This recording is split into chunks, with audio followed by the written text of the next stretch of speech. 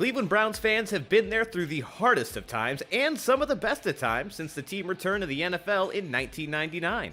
Who could forget when a soldier and a Wolverine lit the town on fire in 2007 with a 10-win season for the ages? From a Hail Mary touchdown pass by Tim Couch to secure the first victory of the new era, to a playoff victory led by Baker Mayfield over the hated Pittsburgh Steelers, this book captures it all. From wins over their rivals to wins in prime time with the world watching, we examine every big moment and every hard hit.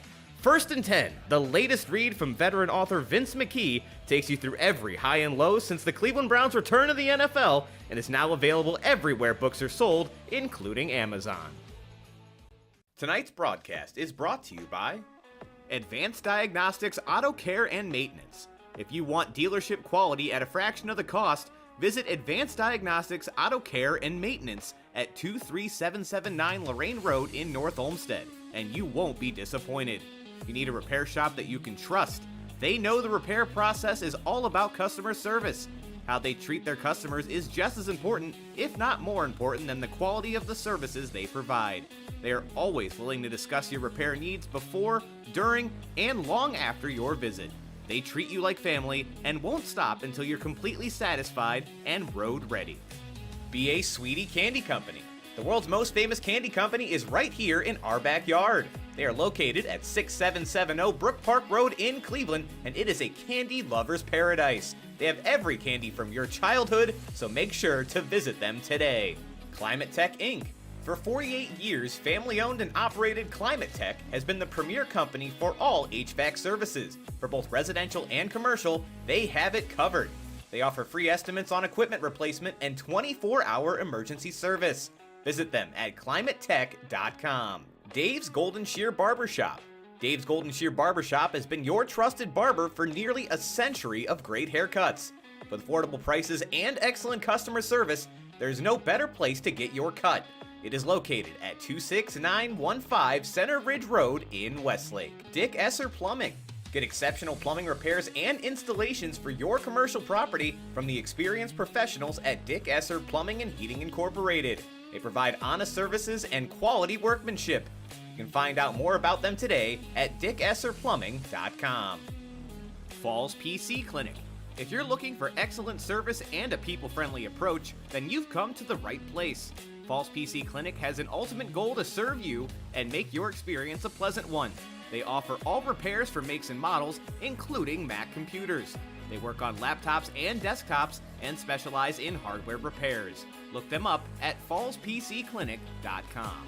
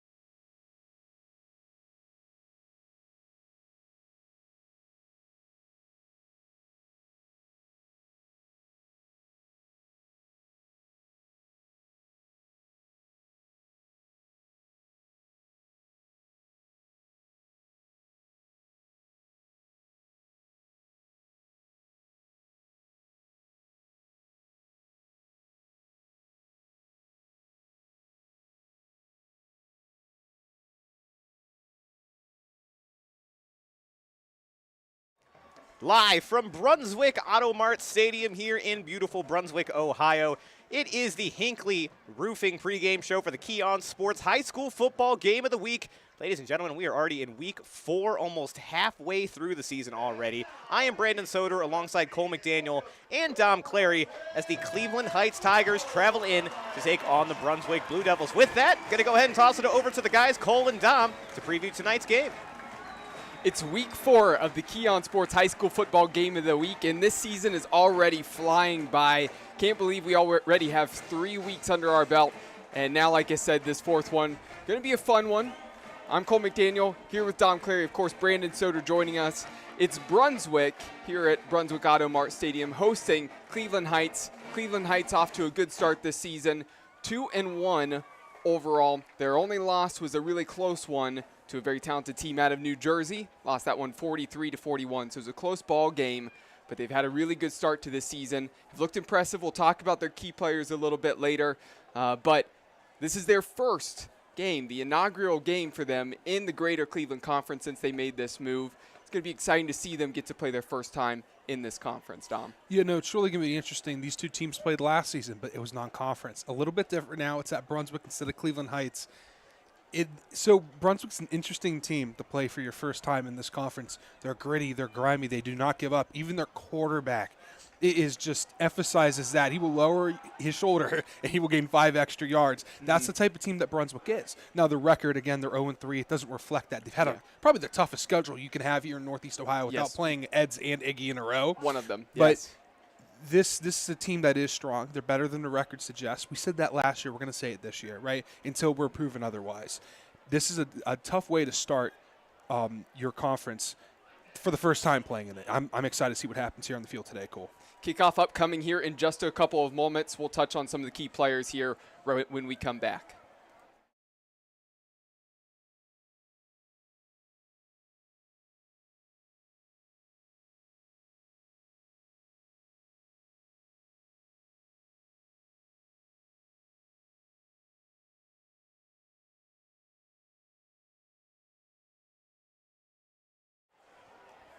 Back here for the opening kickoff of this game here in week 4. It's going to be Cleveland Heights, the visitors, kicking away to Brunswick.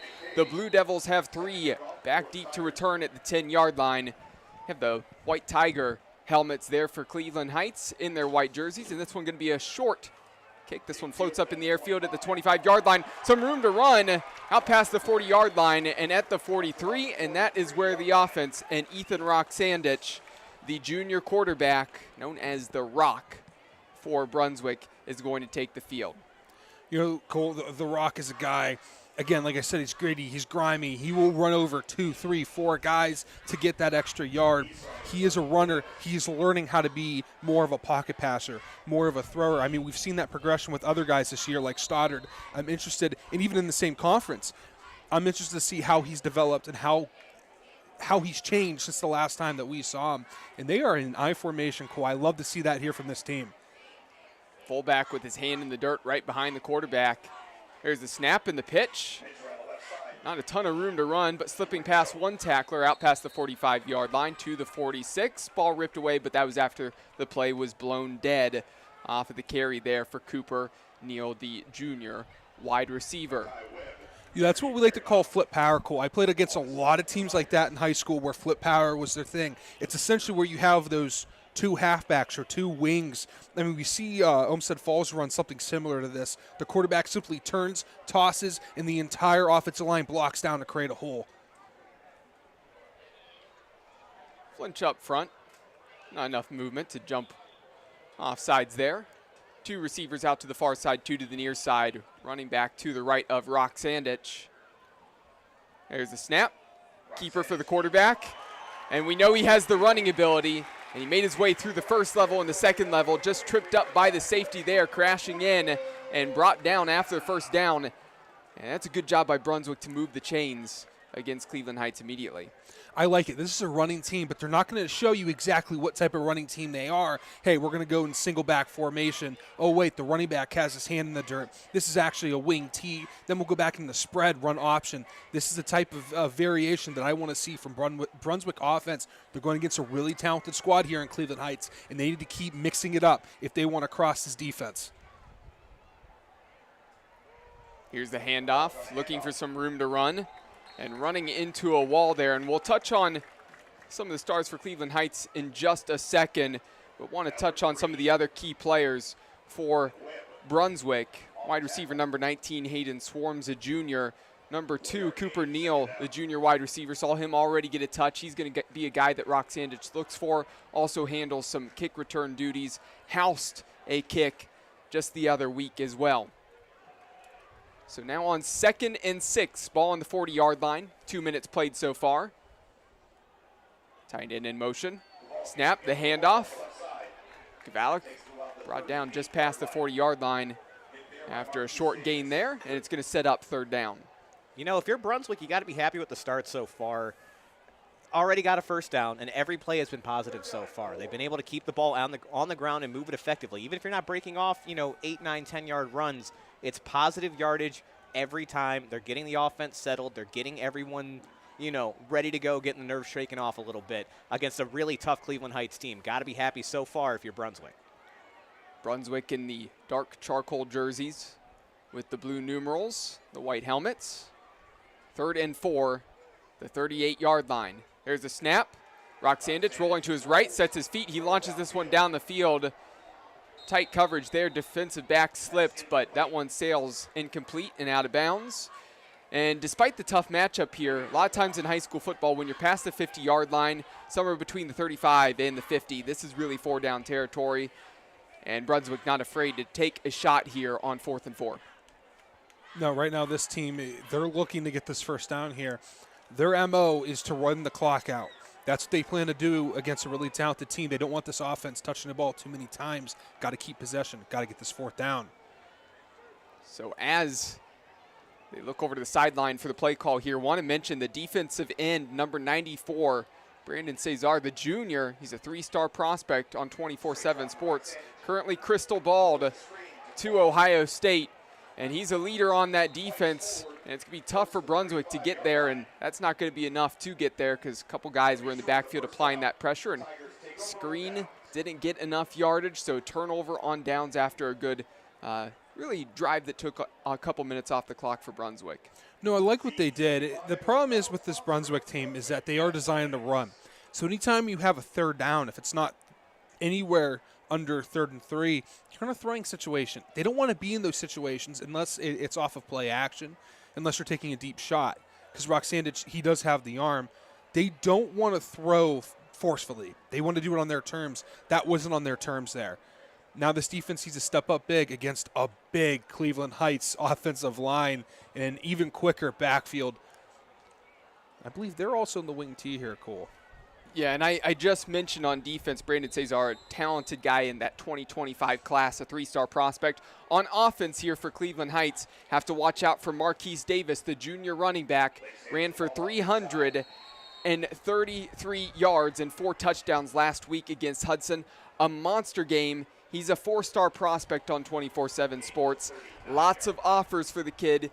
Over 25 D1 offers already to this point. Another focal point in that 2025 class.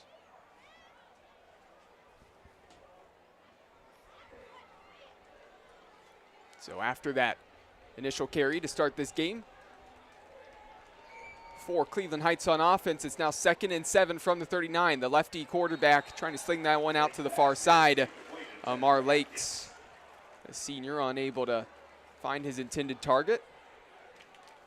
So a couple of challenges you're going to have to deal with Brunswick. I know we talked about it briefly. One, the sheer size of this offensive line is absolutely intimidating. It's going to be hard to get to the ball carrier, to get to the quarterback to begin with.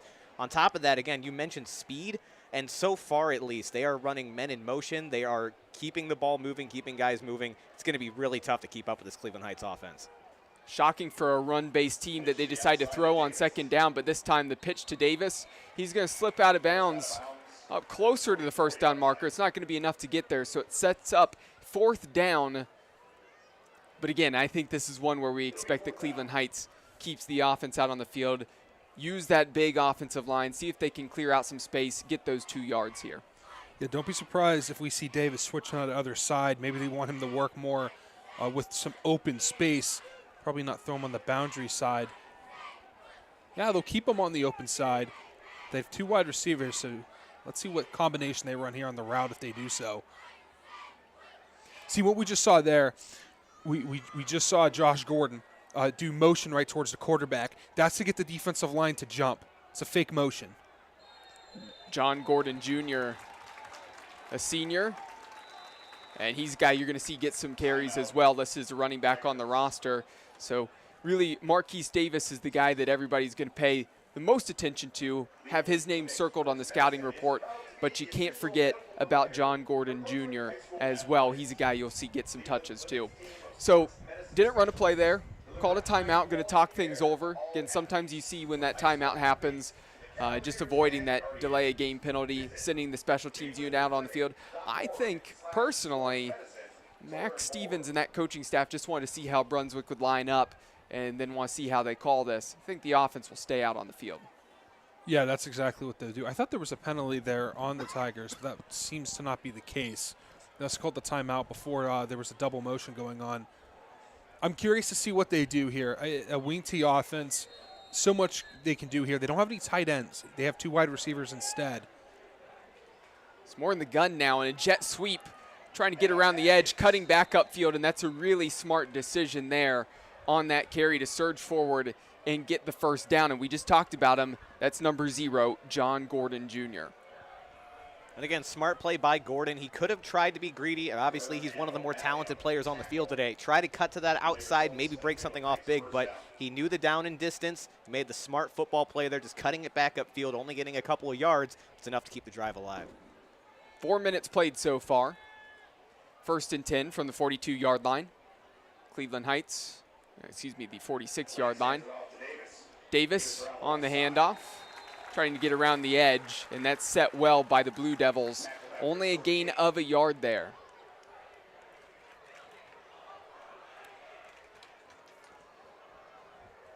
I have to say on the scoreboard, now they said after the gain of 1 there, had the 43-yard line, now got it fixed to the 48. 2nd and 9. The keeper. And surprised that that was not pitched there. Lakes could have pitched that one to Gordon, and Gordon had acreage in front of him. He probably could have picked up the first down and more there if Lakes pitched that. So let's talk about what the defense reaction to that there. That was a triple option, right? You faked the handoff down the middle, but he had the option to give, and Lakes decided to take it. He had the pitch man. You have your defensive end, or you have your linebacker on the running back, your defense down on the quarterback. That wasn't the case. It got bailed out by their linebackers being able to move sideline to sideline. They need to make sure that everyone is correct on their assignments, or he can take that to the end zone. 3rd and 6, Lakes out to the far side. Pass is complete, but quickly brought down is number 11, Amir Atkins. And now this is a 4th and a lot less manageable than the last 4th down. It's going to be 6 yards still to go. You know, credit to Brunswick really on both sides of the ball so far, a very physical team. And I know you can kind of see it, can't now as, the teams are kind of switching off. But size-wise, Cleveland Heights definitely has the advantage up on the line. They've got the bigger players in general, but Brunswick is meeting them at the point of contact. They're not letting any of these backs or receivers get anything after the reception, after the carry. So credit to the Blue Devils holding strong here on their first drive on defense. Gabe McKay handles the kicking and punting duties for the Tigers. This one up with a backward spiral, and that one fielded close to the 30-yard line. Looks like exactly right around the 28, and that is where the Rock and the offense of the Blue Devils come back out on the field. And have to say, Brandon was spot on with that. Despite the size advantage for Cleveland Heights, and they want to run the football, Brunswick was very disciplined on that defensive drive. They were setting the edge. They were filling the gaps quickly. They weren't overcommitting either. Again, they made Lakes a couple of those times force him into a decision whether he wanted to pitch it or keep it. but they didn't go too early and open up an opportunity. And I think that's how you have to play the Tigers, but can you sustain it all game? Now, real quick, pursuit drill. They move left and right. They get to their spots. We'll talk about that more when Brunswick is back on defense. Roxandich back to pass, and that play's going to be blown up immediately. Marquise Davis is a guy who plays on both sides of the ball. You know him for his running back ability, but showing what he can do on defense as he gave Roxandich no time there. Brought him down in the backfield, loss of 3. I was going to say, Roxandich, 1, never really had a chance, but 2, you could see he just was never comfortable. The second the ball hit his hands, he knew somebody was coming. He was already kind of bracing it while he was trying to get into his drop back. So, I mean, in all honesty, only losing a couple yards could have been a lot worse. 2 receivers to the far side of the field. Man in motion. Here's a handoff and quickly brought down in the backfield. No room to run there. And that was number 23. They're saying Mekhi Webb actually is the one on the, no, that was number 23, Eli Nichols, the running back who was given the football and brought down immediately. Loss of 3. It's now 3rd and 16. I'm curious here. What do you do? Screenplay maybe? I don't know if they just chuck it deep. The Rock has the arm. Single coverage there on the bottom of your screen. Safety down the middle. That's Gordon there for Heights. Trips right. 3rd and very long. 16 yards to go. Just a short pass, and that one's completed, but going to go nowhere after Cooper Neal caught that ball. It's going to be a long 4th down, and we're about to see special teams unit come out on the field and a punt for the Blue Devils. If Roxandich gets that ball in there in stride, that is a beautiful play. The blocking was set up exactly how it needed to. Everyone else got to their spots exactly when they needed to. Just needed to anticipate that a little bit more if you're Roxandich, and you've got a 1st down there. Overall, really good execution on the play. Just need a little bit better timing on the throw. Looks like Cleveland Heights is going to send the house here, try to get a block. Going to have to be a good snap, some protection. Got off quickly, hangs up in the air, fielded just beyond the 50-yard line, getting around the edge, and trying to find some space, and that's where he meets a crowd of tacklers at the 40-yard line. John Gordon Jr., nice return. You saw the explosiveness as he hit a 2nd gear. Just watching that punt coverage there by Brunswick, Cleveland Heights can take one back the way that they covered that punt. They were jogging. You don't jog on a punt coverage until the very end you break down. They didn't break down, they jogged because they knew that they had to play catch up. You run to the ball. You sprint to where the returner is. That's going to haunt them here in the game. That frustrates me, Cole. This is a team that has a lot of effort, and it wasn't shown there. I know some of these guys are playing 2 ways, but you got to run, you got to sprint. So here's a handoff, no room to run. And I want to remind everybody that all kicks, sacks, and turnovers in this game have been brought to you by Hinckley Roofing. Check them out online at hinkleyroofing.com. And a reminder also that the pregame show at the beginning of tonight was also brought to you by Hinckley Roofing. 3 minutes left to go. 2nd and 11 after the loss of 1 yard on that run up the middle. And so far, Cleveland Heights has not broken one open. No big plays so far.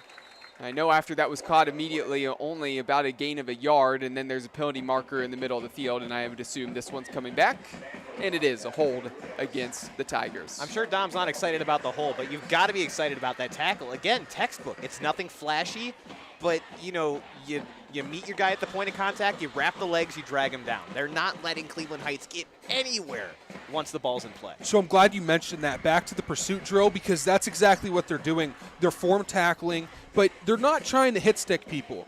They're following their techniques, they're wrapping, and they're not bringing people down on one-on-one tackles. They're waiting for their teammates to come. They're as a lot of coaches say, they're looking for 11 hungry Blue Devils to the ball. They do the pursuit drill. They all run to the ball. Everyone's there in seconds as soon as the wrap is made. More of a pistol set there. Trying to get some speed was Davis. As soon as he touched the football, multiple gray jerseys in the backfield again, and he's brought down at the 50-yard line. Very impressive tackling. You have Marquise Davis, who comes in here, one of the most talented players that we're going to see all year. We know that. They know that. 4-star recruit, 25-plus offers. That's not phasing the Blue Devils right now. They know what they have to do. They're wrapping him up. He's not intimidating him. This is great effort here in the first quarter by the Blue Devils. I'm curious if they can keep it up for 4 more quarters. Here's the carry up the middle, bouncing off of one tackler there, trying to follow the offensive line and getting a gain of just 3 yards there. It's going to set up 4th down and 4th and very long. So the punting unit comes out on the field, and they'll try to pin the Blue Devils back deep. What this game is going to come down to, obvious, because both teams want to run the ball. We're seeing that. It's a lot of runs, a lot of short yardage stuff. Whose line is going to give in first? Who's going to get worn down first? As soon as that happens, this game is going to break open one way or the other. But so far, defense is holding strong. Been a lot of fun to watch. So here's the snap and the punt. And this one, a low-driven ball. It's going to hop right inside the 5-yard line, and it's going to leak into the end zone. And the touchback there means Roxandich in the offense has a little bit of room to work with. Want to say here, unless anything crazy happens, we know Brunswick at times can have some big runs, but they're a team that typically, when we've seen them, at least last year, it was draining some time off the clock, running, getting chunk plays. Unless something crazy happens, would assume that this first quarter might end 0-0. Credit to the Blue Devils. They've been outscored 117-42 this season. We talked about being 0-3 to start the year. We'll see how the rest of this game trends, but there are certainly some teams in this area, Northeast Ohio, that play some schools from other states, right? But of the schools that are just in the state, of the teams that they play just in the state, I would say Brunswick has maybe the toughest schedule out of everybody, considering they started off the season Avon, Olmsted Falls, Highland, now Cleveland Heights tonight. You go to Medina next week. That is a ridiculous first 5 weeks on that schedule. There's a re-kick going on here, Cole. I wonder if they're going to – I don't think they're going to announce it, but there is a re-kick. So interesting as we're about to get the re-kick. And of course, the brief stoppage in play here right now. But just touching on that, Brunswick's a team, we'll see how this game progresses, right? They want to give Cleveland Heights a rude awakening here to the GCC. But Brunswick, again, they're not a bad team. We saw a lot of good things last year from them. They're a team that was continuing to develop. And so far, they're playing tough here in this first quarter. It's just a really difficult schedule. No, it's just not easy. The GCC is a tough conference to begin with, and when you have a tough, there's a penalty. So they're using it now to re-kick. Good field position coming for Brunswick, depending on the punt here. This is a tough conference, and let me show you how. Menor, really talented team last year, went deep in the playoffs. They're down 14-0 right now to Medina. So we're going to have updates. Our very own Devin Lowe's at the game. I'll be giving updates. He's tagging me in all the tweets, so we'll make sure to do that. But that just explains how tough that this conference really is, and the GCC is one of the better conferences that you'll see in the entire state of Ohio. So here's the snap on the punt on the retry. Finally back in action. This one's going to bounce just past the 30-yard line is where it sails out of bounds. And okay, yeah, I think that's better. I think the official on the sideline just kept running and running and running. It was trying to spot that at the 20-yard line, and the guy from the middle of the field went to the 29-yard line and made sure that got corrected. So that's exactly where it went out of bounds. So 1st and 10 now at the 29-yard line, so you get an extra 9 yards there off the re-kick. Can't complain if you're Brunswick. You're going to take every yard you can get at this point. So let's see what the Blue Devils can do on their third offensive possession. A little under a minute and a half minutes remaining here. In the first quarter, handoff, trying to get around the edge. Swung down just past the 30-yard line up to the 33. And that was number 2, Cooper Neal, once again.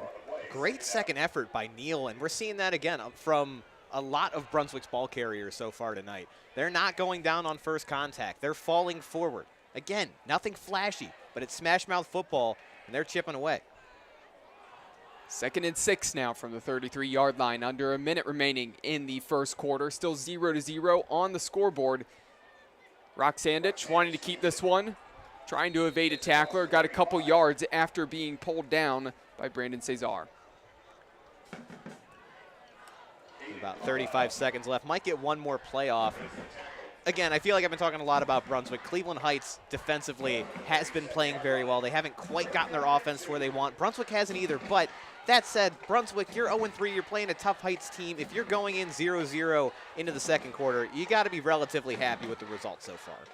3rd and 2, ball on the 37-yard line. The play clock is off because the game clock was lower than it there, so they're going to let this thing run out. And that's going to do it for the opening quarter, to maybe many people's surprise. 0-0 up on the board, and Brunswick driving. We'll be back for the start of the second quarter here on the Keon Sports YouTube channel. Tonight's broadcast is brought to you by Frankie's Italian Cuisine. Looking for a place to enjoy a post-game meal? Love Italian food? Frankie's Italian Cuisine has you covered from meatball to lasagna. Visit them tonight at 4641 Great Northern Boulevard in North Olmsted and taste the 50-plus years of legacy for yourself. Freedom Auto Detail and Ceramics. Experience the best in automotive luxury and protection with Freedom Auto Detailing in Ceramics. Unleashing the true beauty of your vehicle with expert detailing, premium ceramic coating, and paint protection services. As a veteran-owned and operated business, they take pride in the unique qualities and values that set them apart from other detailing and paint correction services. Find their work online at freedomceramiccoatings.com.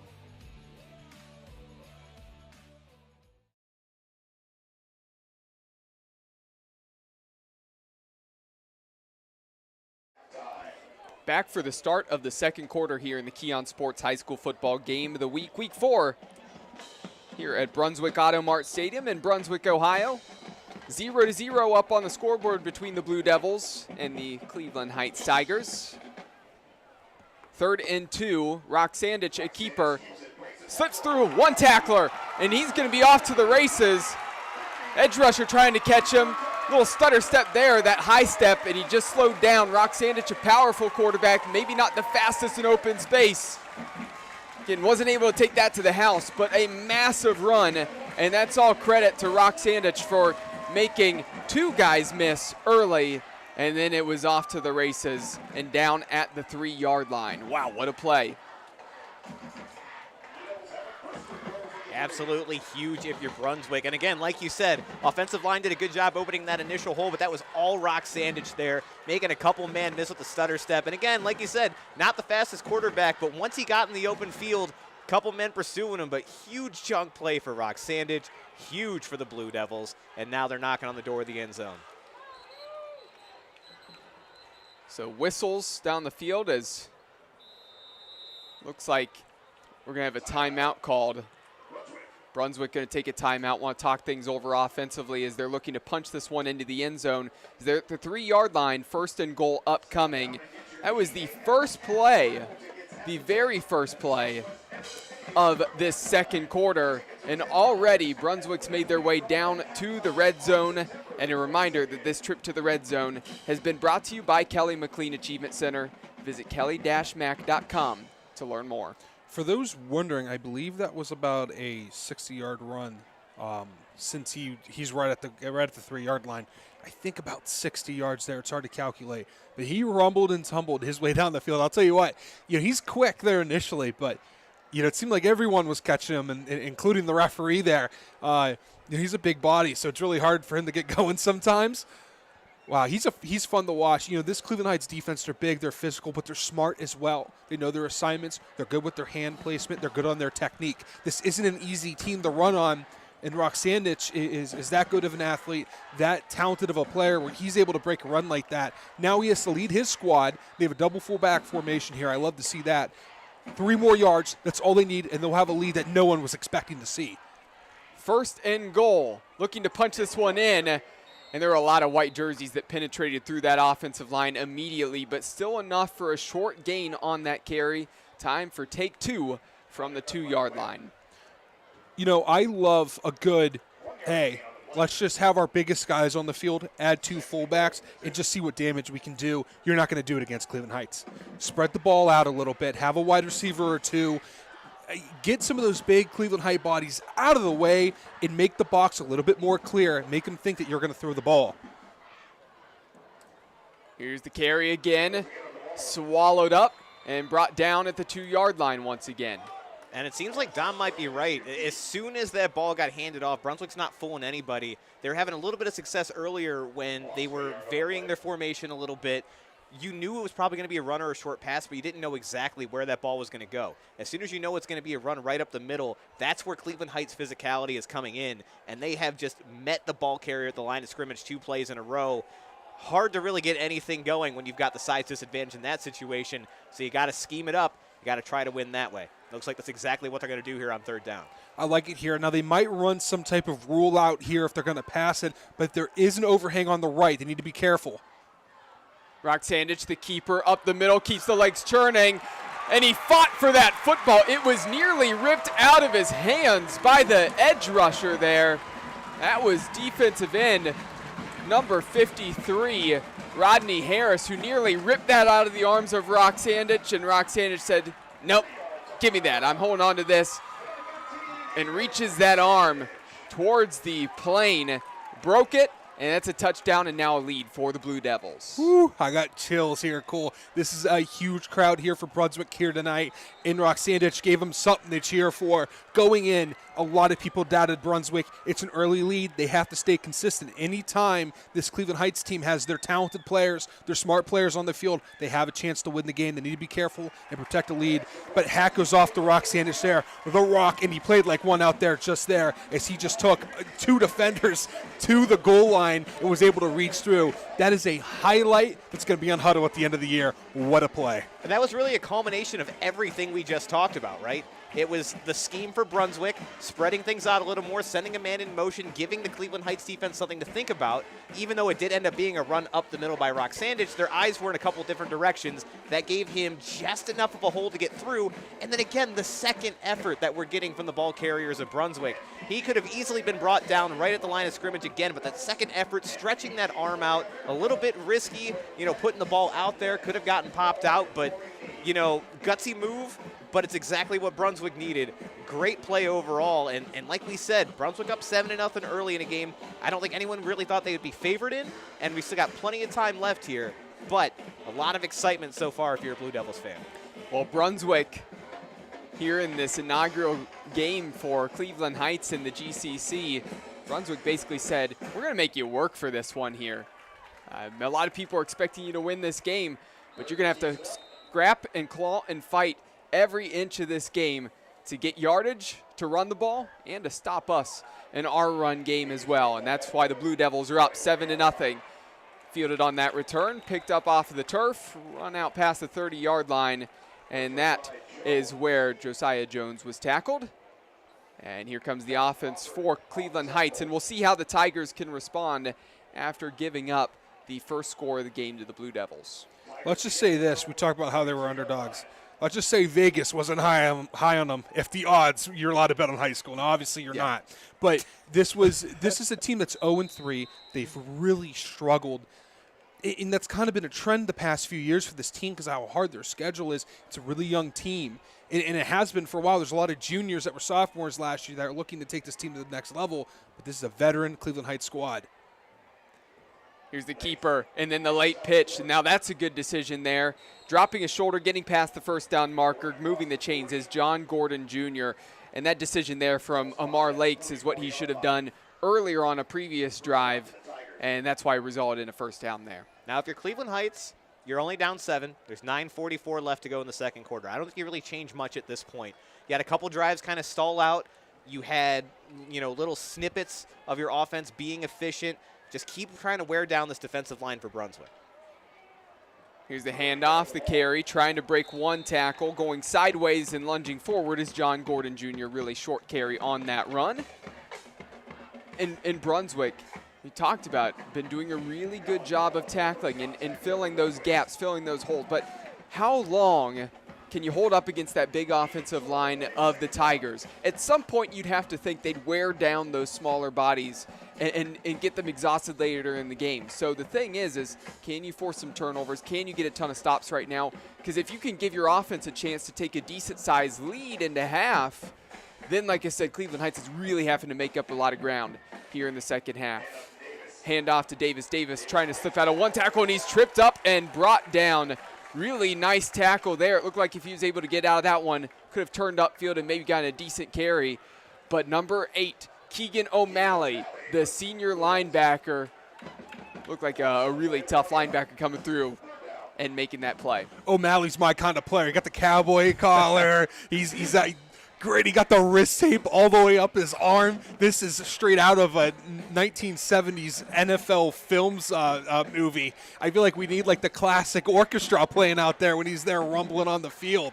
No gloves. You just got the just tape. the tape. He just needs the tape. That is old school football like the right wide there. stance. You know Dom loves old school football. Love 70s football because of the 1970s Pittsburgh Steelers, the Oilers. You know, the Browns weren't very good then. The Raiders, the Cowboys. A lot of good football back in the 70s, and the NFL films is the reason why I love that football so much. And the 1979 national championship team at Baldwin Wallace Baldwin Wallace, University, yeah, correct? 1979 champs, baby. 8 minutes remaining here in this quarter. 3rd and 14 upcoming for Cleveland Heights. So they're up against it again. A lot of yards to make up here as they're behind the chains. Now, do we get a Steelers player comp for O'Malley? Absolutely. I'm sure we will at some point. I'll get you one here in a little bit. I need to feel that out here. 3 receivers at the far side of the field. Now in the gun. Lakes back to pass. The lefty finds his intended target. And that's just a throw out to the far side of the field. And trying to let number 14, Josiah Jones, turn up the field. And he's quickly tackled. And it's going to be 4th and 12. And I know that Cleveland Heights wants to run this ball, but they're really not letting Amar Lakes launch it down the field any further than about 1, 2, 3 yards. It's been screens and quick throws to the flats. Absolutely. And obviously the Blue Devils, they brought the reading material because, again, that was textbook tackling. They're not looking to play hero ball right now. They are slowing down these Heights players just enough for teammates to get in and help. And once again, Heights is going to have to punt this away. This one a low-driven punt. Going to take a favorable bounce, though, for the Tigers and going to roll inside the 30, inside the 25, and going to stop dead close to the 22-yard line. And here comes Rock Sandich in the offense again. Up 7-0 as underdogs in this game. Over 6 minutes to play here in the second quarter. Can you put together a sustained offensive drive, make your way down the field, maybe kill 3-4 minutes off the clock, and see if you can make this thing 14-0, and then put the pressure on the Tigers to try to have to score quickly and get down the field when they're a running-based team? That could really make things interesting end of the first half. Yeah, and so far, Brunswick is winning that battle of the lines, right? They've been able to break off a couple of chunk runs. They've been able to sustain drives longer than Cleveland Heights has. So, again, they've got the opportunity to do it again here, take more time off the clock. Rock Sandich hands this off to his fullback. Legs churning, trying to keep the pile moving. Gain of a few there on that first carry. Again, another play. I know I keep saying this over and over again. 3-yard gain. That he could have been brought down right at the line of scrimmage. That's where that first point of contact was. That pile just shifted forward 3 yards, and it doesn't look significant on its own. But when you're doing that over and over and over again and wearing these guys down, that's when you're going to have the opportunity to break off a big run like Rock Sandich did earlier in this game. Colin Kavulik, the fullback on that carry, picking up 3 yards. 2nd and 7 now. Receiver in motion, Rock Sandich, keeper on the run, trying to split through a couple defenders there, and he's brought down past the 30-yard line. Nice carry there. It's going to get close to moving the chains, and there's the official point there. Move the chains, first down. And actually, no, the guy on the far side said move the chains. Guy on the near side said no, just short. And it's now 3rd and a couple inches. And again, let's see if they do it. Brunswick, they have success out of that tight formation like they just ran. But when you're doing that, you got to at least send one man in motion, make this defense think, make them second-guess their first instinct here. I know Dom loves it when you just put the big guys out on the field and just let them straight run up the middle. We've mentioned it before, not going to work, and it looks like, again, they're going to spread it out a little bit here. Two receivers to the near side of the field, tight end up along the line to the left. There's two of them. They're going to run to that side. Roxandich on the keeper followed his offensive line in the two tight ends, cleared out a ton of space, and he got plenty to move the chains there. And ball's now on the 35-yard line, 1st and 10, and the clock continuing to tick down. And it's amazing how much things open up. We've only seen Brunswick throw the ball, I think, twice so far, maybe 3 times to this point. 3. Yeah, they haven't done it much. It's obviously not what they're looking to do first, but just having the threat of the receivers on the outside is giving Roxandich the work that he needs to run up the middle. Looking over the sidelines, Roxandich waiting to get the call in here. 3 receivers to the far side of the field. We have not seen Hayden Swarm get a target yet from Roxandich. We'll see if they go to the air. Instead, they're going to run again, slipping through one tackler past the 45-yard line, and brought down at the 46-yard line is number 23, Eli Nichols. Eli Nichols hasn't been able to find any space. He's been one of the only rushers where they really can't find work for him. They keep feeding him the ball, but there's just nowhere for him to go. They're able to break it for 11.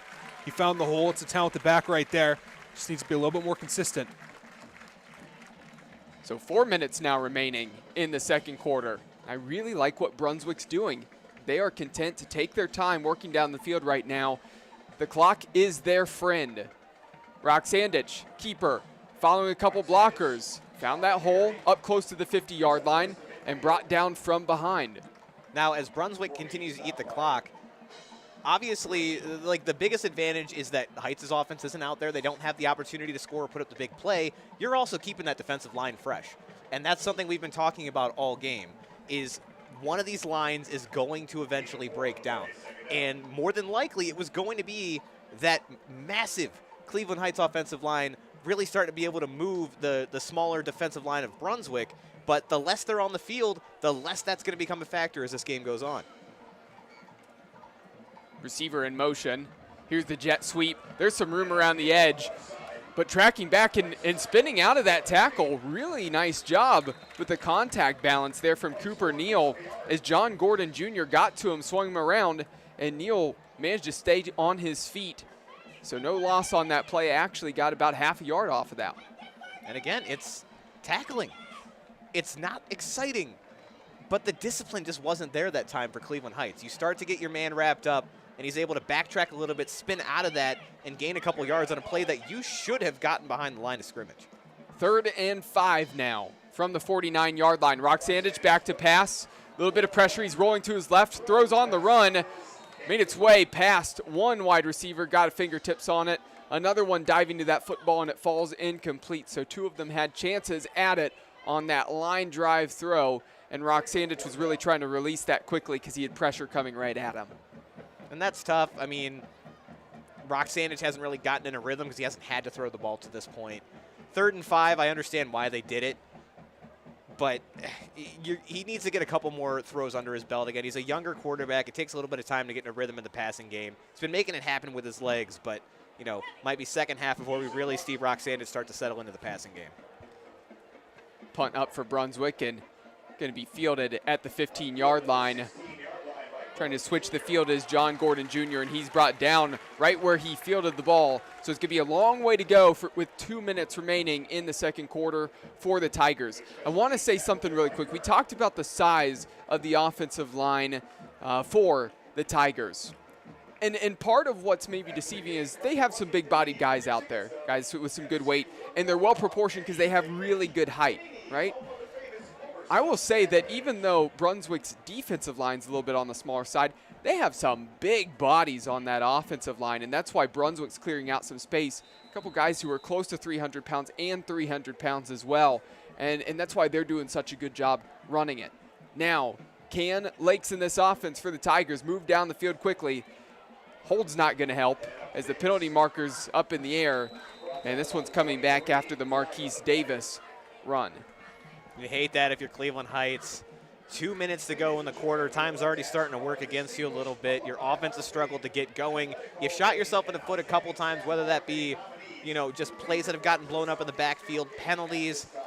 it's so hard to get the offense going when you're not working with 1st and 10. You're working with 1st and 15, 1st and 20.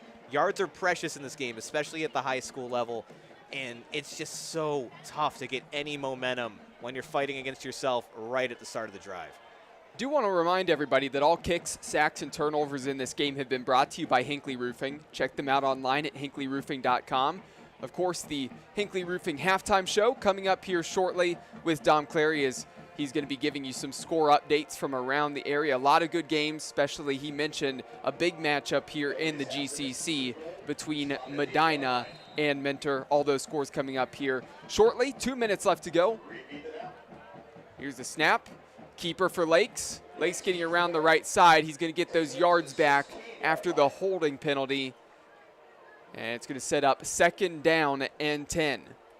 And one of the bigger plays from Cleveland Heights so far. Nice quarterback keeper, nice run. But again, the penalty completely offsets that. 2nd and 2, you might as well have gained 1 yard off of that. Who just ran that guy? Sorry, I've been quiet. I'm looking up scores. Lakes, the quarterback, ran that one, and now a handoff up the middle. Gain of a few yards there. Peek behind the curtain with Dominic Clary here. A lot going on behind the scenes. Working hard, getting that halftime show ready for you guys. Yeah, man of many talents. I mean, he's writing, he's taking stats for this game. For Damian Brown, of course, doing the written article here later. Of course, then you also have him looking up scores here. So Dom is doing it all at the moment. Minute left in the half. 3rd and 6 from the 20-yard line. 3 receivers to the near side. Lakes back to pass. Will he launch it down the field a little bit farther than he has all game? Yes, he does. They let him uncork it for a throw of over 10 yards. That one completed, and stepping out of bounds was Henry Perrymon. Now here's something that could be a difference maker, the passing game from Cleveland Heights. We haven't seen it do much so far. It's been nothing but screen passes, haven't really pushed the ball down the field. Maybe now there's some necessity behind it. There's a little bit of a fire underneath them. Things can really start opening up for the Tigers. Handoff up the middle, trying to split through a couple tacklers. You see the burst there from Marquise Davis, but bottled up pretty nicely. Again, still got some timeouts, but time is ticking. It looks like they're going to take one now after letting about 7 seconds run off the clock. So Max Stevens, a very experienced head coach, of course has a lot of experience in his playing career. We'll see how he manages this final 46 seconds of this half. Of course, ideally, the Tigers don't want to go into the locker room down 7-0. Want to see if they can get up on the scoreboard, but have a decent ways to go, especially when you're a ground-heavy team. Yeah, that's what I want to see, though. They have been ground heavy this whole time. You're going to have to throw the ball, at least if you're pushing for a touchdown. I mean, they're still on their own side of the field here. They got to do something. We know this Cleveland Heights team is talented. We know they wanted to run the ball, but again, the passing offense is just unproven in this game so far. We haven't seen it a lot, but the one time they have tried to push the ball down the field, it was successful. Maybe we see more to that. Maybe that changes at halftime, and that's how Cleveland Heights takes control back of this game. But again, as of right now, momentum all on the side of the Blue Devils. So here's the whistle following the timeout. About to get this one back underway here. Back to passes Lakes. Lefty sets his feet, finding a receiver up along the sideline, keeping the feet in. And that's a nice catch and really nice awareness there by Amiri Atkins, the wide receiver. And as he gets out of bounds, it stops the clock at 40 seconds and picks up the 1st down. This is just smart football here. Your bread and butter hasn't worked. You need to work at a quick pace. Let your quarterback throw the ball a little bit. Go into spread formation. Let him do a quick 3-step drop. Your offensive line is doing a great job protecting against a 3 or 4-man rush. Switches up here for Brunswick. Just keep it going right now. Lakes, little pump fake, wants to launch this one down the field, and this one's to the safety in the middle of the field. No Tigers anywhere close to the area, and on the return, going to be brought back close to the 45-yard line on the Blue Devils side of the field. Lakes had to make the tackle. I see a lot of laundry down there on the field close to the 50-yard line. Believe this is going to go against the Blue Devils on the return. When you talk about buying in, it's an uphill battle all week to prepare against a really talented, a really smart, a team that does the fundamentals. That's the team you're going against at Cleveland Heights. That's what you have to prepare for. it takes everything to go perfect in that practice week. I would love to talk to them and see how the week went, because I guarantee you they had a bad practice week. Because when you have a bad practice week, you end up having a phenomenal game. I've never had in my career of playing a phenomenal practice and a phenomenal game when going against an opponent as good as Cleveland Heights. That's just sadly how it works. But this team prepared. They practiced hard, and they prepared themselves to be in the right position to succeed. They've done that. This has been a surprise here for us. This Brunswick team, we've said last year they can beat anyone. They just need that moment. Right now in this first half, they've had multiple moments with 28 seconds left. Well, they have 3 wide receivers out there, so maybe they do get a little spiffy, and they decide to launch the ball. I'm curious what's going to happen here. We've seen them do something like this here before last year. We'll see how much Brunswick trusts Roxandich. With 28 seconds left, he finds a lot of room, drops the shoulder, levels the defender, and gets out past the first down marker, move the chains, and it's now 22 seconds remaining on the clock here in the second quarter, and a timeout for Brunswick. They're going to talk this over. That's a good first play. Definitely moves the chains and gets you some yardage, gets you really the yardage back you lost from the penalty off the return when you had the interception. So now with 22 seconds left, how aggressive do you want to get? Do you want to just get into field goal range? Do you want to set yourself up for a shot towards the end zone? Again, we haven't seen necessarily Brunswick's kicker know how much of a leg we have that you're working with here, but you still got a good ways to go regardless. So this is what I would do. Run a 3rd and 10 play. Don't run we need 20 yards. Run a 3rd and 10 play, or even like a 3rd and 5 play. You just need to get to the chains. Maybe it's enough where you have some deep threats, you throw it under a little bit, and have the talent of one of your wide receivers go out there and get the first down. That's kind of what you're looking for here if you're the Blue Devils. Get to the sticks, then worry about getting into the end zone. But right now, just worry about one thing at a time. Right now, that's getting a first down. They do have 1 timeout left. They might try to save that. They might go to a NASCAR pace, which means they're working quick. They're working fast. 1st and 10 now at the 45-yard line. Receiver in motion. Here's the snap. Handing it off to the receiver. Good spin there from Cooper Neal. Neal trying to get past another tackler and spun down at the 50-yard line. And the clock's going to stop with 13 seconds left, as it's another timeout for Brunswick. That wasn't second effort. That was 3rd effort, 4th effort. Again, only end up gaining 5 yards out of the play. Probably not enough when, we've only got 13 seconds left now. But, if Brunswick keeps fighting like that all game, that's what's going to keep them in this. That's what's gotten them up 7-0 right now. Brunswick seems like they want this a little bit more. I'm not trying to question Cleveland Heights and, their will to win, but I think they were caught off guard a little bit. I have to go back and say something. For anybody who's listened to our broadcast here before, for any other games, whether that's this season or in past seasons, one of Dom Clary's favorite formations and favorite things is when a team in the last few seconds, last like 20 seconds of a half or a game, go to victory formation, they take a knee, going into halftime, take it to the locker room. We heard Dom just a couple moments ago say, don't take a knee and go to the locker room. He said, let's run like a 3rd and 10 play. No. Let's get some yardage. Listen, you're the underdog. You got to look for stuff. You have all the momentum at home. This is the moment to go deep. I love it. Dom's being aggressive here right now. And Roxandich, we'll see how aggressive he wants to be on the run, throwing this one down the field, and that one floated a little bit long, about 5 yards ahead of Cooper Neal, and Neal has certainly been Roxandich's favorite target here tonight. Not a bad throw by Roxandich, all things considered. Obviously, he didn't put it on the mark, but if that was going to miss anywhere, it was going to miss away from the Cleveland Heights defenders. The only person that was going to be able to get to that was his receiver. Smart, deep shot down the field, even if it didn't end up working out for the Blue Devils. You say that. Only where his wide receiver can get it. Roger Staubach and Terry Bradshaw won 3 and 4 Super Bowls doing that in the 70s, where they would just put the ball where only their wide receivers can get it and nobody else. That's what you have to do sometimes. He lacks a little touch here and there, has the arm, but he can't hit a wide receiver deep because he does put it only where a wide receiver would be able to get it. 6 seconds left. Need to launch this one down the field. And that one's caught. What a catch. Out of bounds with 0.7 seconds remaining on the clock inside the 10-yard line. Officially at the 8. It's 1st and goal off of that Hayden Swarm catch. And that was put only where the wide receiver could get to it, and Swarm did a great job with the tight coverage from the defensive back to hold on. I'm not trying to be dramatic here.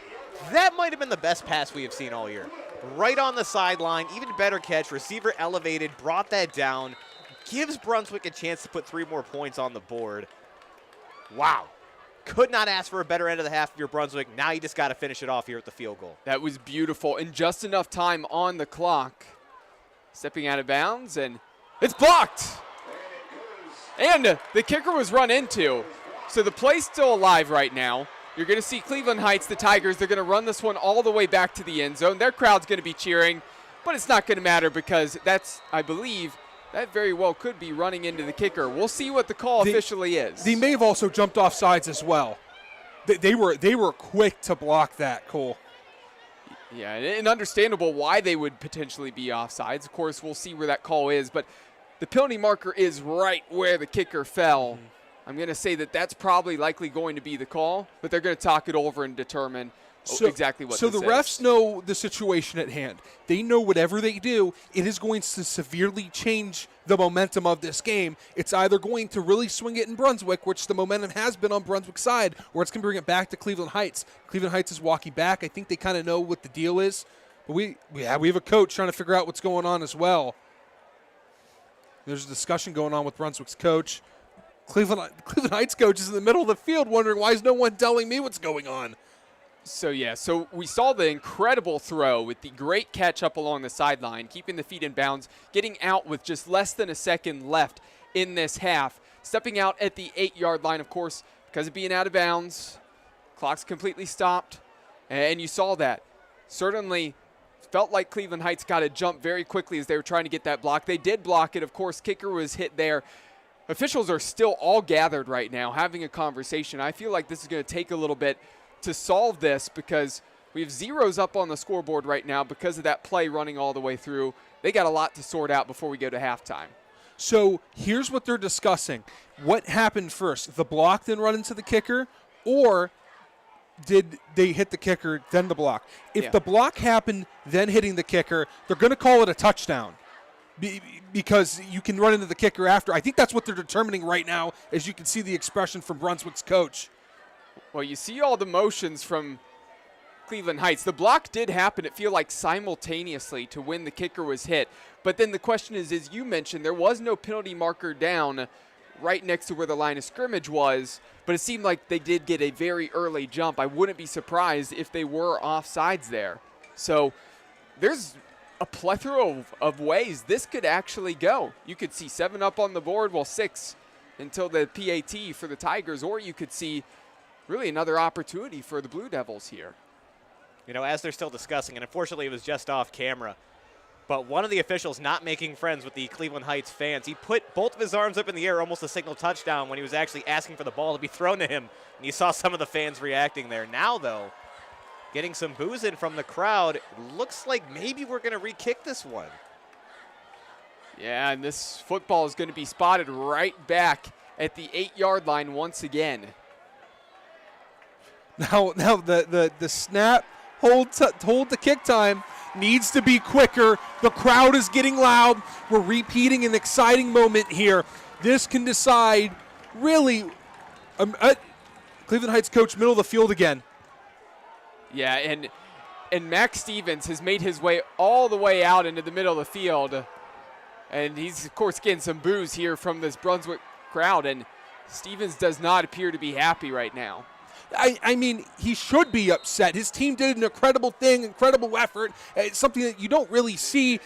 Touchdown all the way down, and then just for his team to go back and do it again. Let's see if Cleveland Heights can get another block and another touchdown off of it. Take 2, and this one up and good. 3 points now added to the tally, and the lead for Brunswick as they go to the locker room, leading here at Brunswick Auto Mart Stadium at home against the Cleveland Heights Tigers, 10-0. What a game so far. Everybody make sure you stay tuned for the second half. We have the halftime show coming up here in just a few moments here with Dom Clary. Of course, that is the Hinckley Roofing halftime show. For myself, Cole McDaniel, Dom Clary, Brandon Soder, we'll step aside here for a few moments. And of course, you'll be back with Dom here shortly. Tonight's broadcast is brought to you by Great Lakes Training. Great Lakes Basketball caters to athletes of all ages and experience levels with a wide variety of training techniques. Book your first session today at www.greatlakesbasketball.com or email Coach J at coachj@greatlakesbasketball.com. Got You Covered Medina. Got You Covered of Medina offers affordable and high-quality blinds and shades that can completely transform the interior of your property. With affordable pricing and experts in the field of home redecorating to guide you, check them out online at www.gotchacovered.com/Medina or call them at 330-446-3647. The Gutter Boys. At the Gutter Boys, they believe there's a better way to do gutters. The gutter industry is one that is easily entered, but true professionalism is what separates them from the rest. Reach out to them today at 440-271-8847.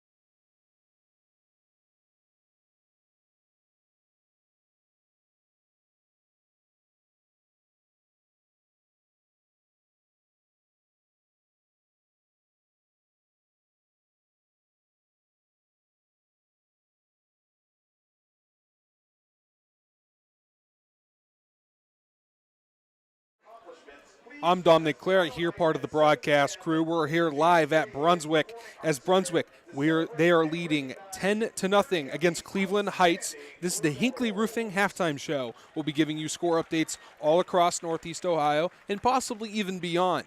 To start off here, the halftime show, Medina and Menor. It's one of the games that we're following heavily. Devin Lowe is there writing the article. Make sure to read that after the game. I believe it is not halftime yet, but approaching it as Medina leads 21-14. Medina came off to a 14-0 lead, but Menor, they have climbed back. It is 21-14. We'll be keeping score of that all night long. Make sure to listen in to us or follow Devin Lowe on Twitter and his article online to make sure you can follow that action there.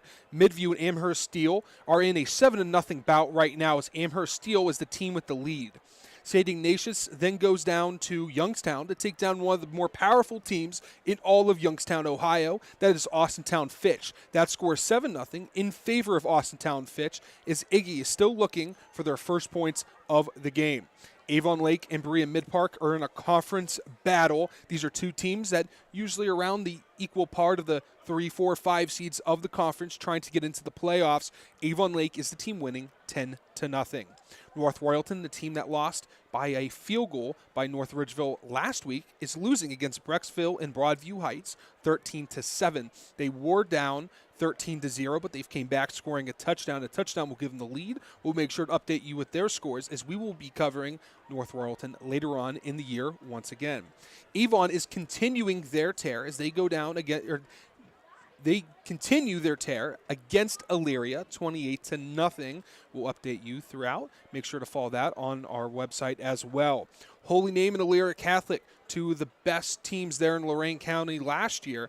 This has not been the case for Holy Name or Elyria Catholic this season, as neither team has won a game. Elyria Catholic so far is the team with the lead, 7-0. Holy Name has had their struggles in offense. They're looking to put points on the board and get back in the game to get their first win, while Elyria Catholic, they're looking to hold that lead. Buckeye, they're leading North Olmsted, another team that's had a slow start. Buckeye is winning 14-7 in that conference bout. North Ridgeville and Olmsted Falls. Olmsted Falls traditionally has dominated North Ridgeville the past few years, but this undefeated North Ridgeville team is bringing it to Olmsted Falls, and it is 0-0. We'll update you on that, as that is a game of two teams we follow all year long, and we'll be interested in that one as well. We'll update you on who scores first. Hudson, they've been good this year. They seemingly have improved on a great season from last year. They are winning 23-0 against Stowe Monroe Falls. Benedictine, one of the more classic teams here in Northeast Ohio, as they have multiple state titles to their name, are losing to Strongsville, who's also had a slow start, 7-6. In our last game, a little bit of a curveball. We'll go down to PA for my former school. Hickory High School is losing to their arch rival in one of the biggest rivalries of all of Western Pennsylvania. Sharon is beating Hickory 6-0. Here, that is week 3 in Pennsylvania. We will not be giving you updates because most of you have never heard those schools, but had to plug that in there. That is the Hinckley Roofing halftime show, and we'll be back here in about 8 minutes to bring you the second half of Cleveland Heights at Brunswick. Tonight's broadcast is brought to you by Helene Kia. Looking for a new or used car? Check out our guy Jim McConville at Helene Kia in North Olmsted on Lorraine Road. Jim is a member of the auto community for the last 20 years and will treat you right no matter your car buying need. He's an expert at new and used car deals, including trade-ins and financing. Hinckley Roofing. They are your first choice in commercial or residential roofing. This family-run company has been around for 50 years and is your first choice in trusted roofing needs. You can find them online today at hinkleyroofing.com or call them at 330-273-2979, as they use only the best products on the market to get the job done right every single time. JBL Roofing and Construction. JBL is a licensed, bonded, and insured contractor with the experience to complete any job needed for your home or property. Let their team of professionals help you with vinyl siding, windows, roofing, and gutters. Get the job done right the first time and stress-free with JBL. Call them today at 330-677-9463 or visit them on the web at jblrc.com. Jenny's Popcorn. You can find their flavors anywhere popcorn is sold, including Giant Eagle and Mark's. Visit them online at jennyspopcorn.com or in person at 38727 Taylor Parkway in North Ridgeville, Ohio. They have everything from butter, cheese, caramel, and everything in between at this popcorn paradise. Kelly McLean Achievement Center, the premier resource for high school athletes who wish to continue to play in college. They provide a one-on-one consultative approach to help students determine their needs and goals. Visit them online at kellymac.com. Laura Bosworth. Buying and selling a home can be stressful. You need a kind, caring realtor who puts her clients first. Consult with full-time area expert Laura Sirigliano Bosworth with Century 21 Homestar and the 21 Mike team. Call or text 440-552-1904 or email Laura at laura@21mike.com. Makeaway Dumpster. At Makeaway, customers get discounts on days and prices. They offer 24-hour delivery in most cases, along with 10, 15, 20, and 25 cubic yard containers. With Makeaway, there are no hidden charges for drop-off, pickup, or wait. Find them at makeawaydumpsterrental.com. Mangia Bella Italian Goods. If you love Italian food like we do, then you need to swing over to Mangia Bella Italian Goods at 22560 Lorraine Road in Fairview. This family-run business knows that a happy belly is a full belly. From vintage homemade pasta to meatball subs the size of your head, you will be in a food lover's paradise. You've tried the rest, now have the best. MDG Flooring. If you're in need of quality flooring for your home or office, look no further than MDG Flooring America in Medina. There is nothing that Steve and his talented staff cannot handle. Call them today at 330-725-5252 or stop in and visit them in person at 3812 Pearl Road in Medina. My 22 Veterans. September is Suicide Prevention Month. Veterans tend to be at a higher risk for suicide, and unfortunately, medications and doctor visits aren't always the answer. My 22 Veterans helps connect veterans to alternate therapies, such as art, equestrian, and aviation programs. If you're a veteran looking for different options, or if you'd like to support their work by making a donation, visit my22veterans.org today. My Medicare Network. My Medicare Network is a local insurance agency that specializes in helping seniors compare and enroll into a Medicare insurance plan. They represent all major carriers, which will save you time and frustration. And when working with My Medicare Network, you'll be confident you selected the best plan for your needs.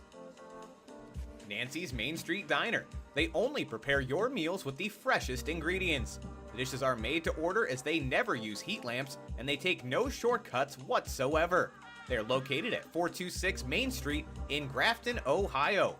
Nancy's Main Street Diner is your choice for all 3 daily meals. Pope Fitness. It's a gym for everyone.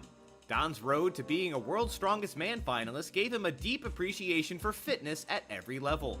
He created Pope Fitness to help every individual reach their goals and maintain the motivation it takes to get there. Visit them today at 33789 Center Ridge Road in North Ridgeville. Pristine Clean, Ohio. Pristine Clean has one goal: to be the best power washing company in Northeast Ohio. The commitment began in 2008 when owner Ken Wilson founded the company, which has since grown into one of the largest locally owned and operated power washing companies in the nation. Give them a call at 440-209-3780.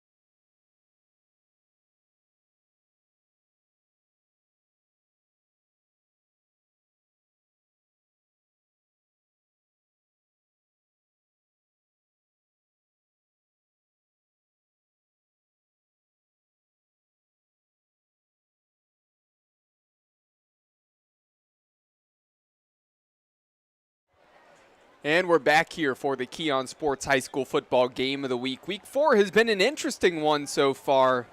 It's one where Brunswick leads at home 10-0 over the Cleveland Heights Tigers. Cole McDaniel, Dom Clary, and Brandon Soder here. Quick score update as well.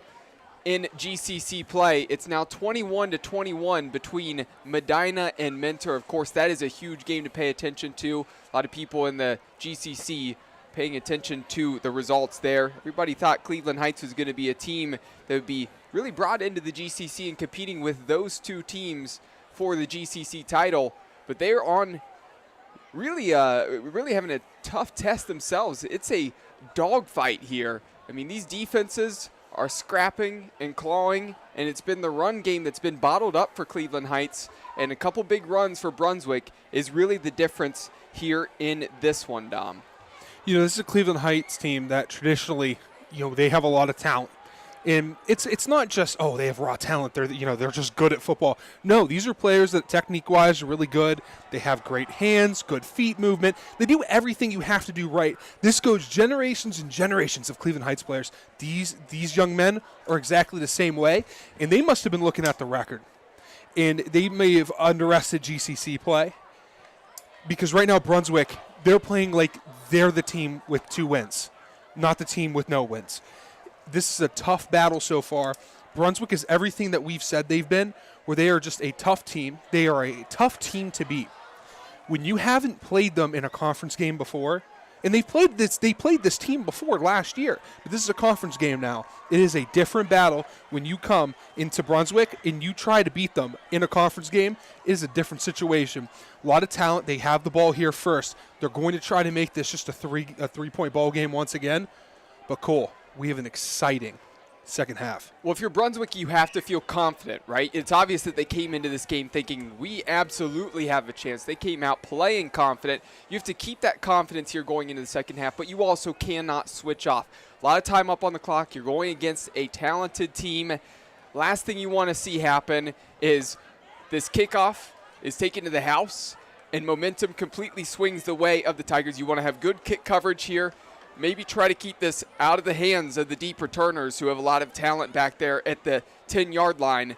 And also, you want to get this really to a position where you force Cleveland Heights to go back to the ground, let your defense do what it's been doing because you've been getting the stops. For Cleveland Heights on the other end, of course, they're going to try to find a way to respond back and really get momentum swinging their way. When this crowd is alive, this team is alive for Brunswick. Quick thing, Cleveland Heights, stick to your standard. You win this game. Brunswick, do you believe? The answer has to be yes. The first half is yours. The second half needs to be the same. Both quarters here in the second half. Second half kickoff underway. This one squibbed and going to be a roller. Takes a hop, fielded just past the 15-yard line. Going to be a decent return there. There's some space for number 2, Henry Perrymond. And then he really halted there right past the 35-yard line, trying to cut back. He probably should have gone to the left instead of going towards the right.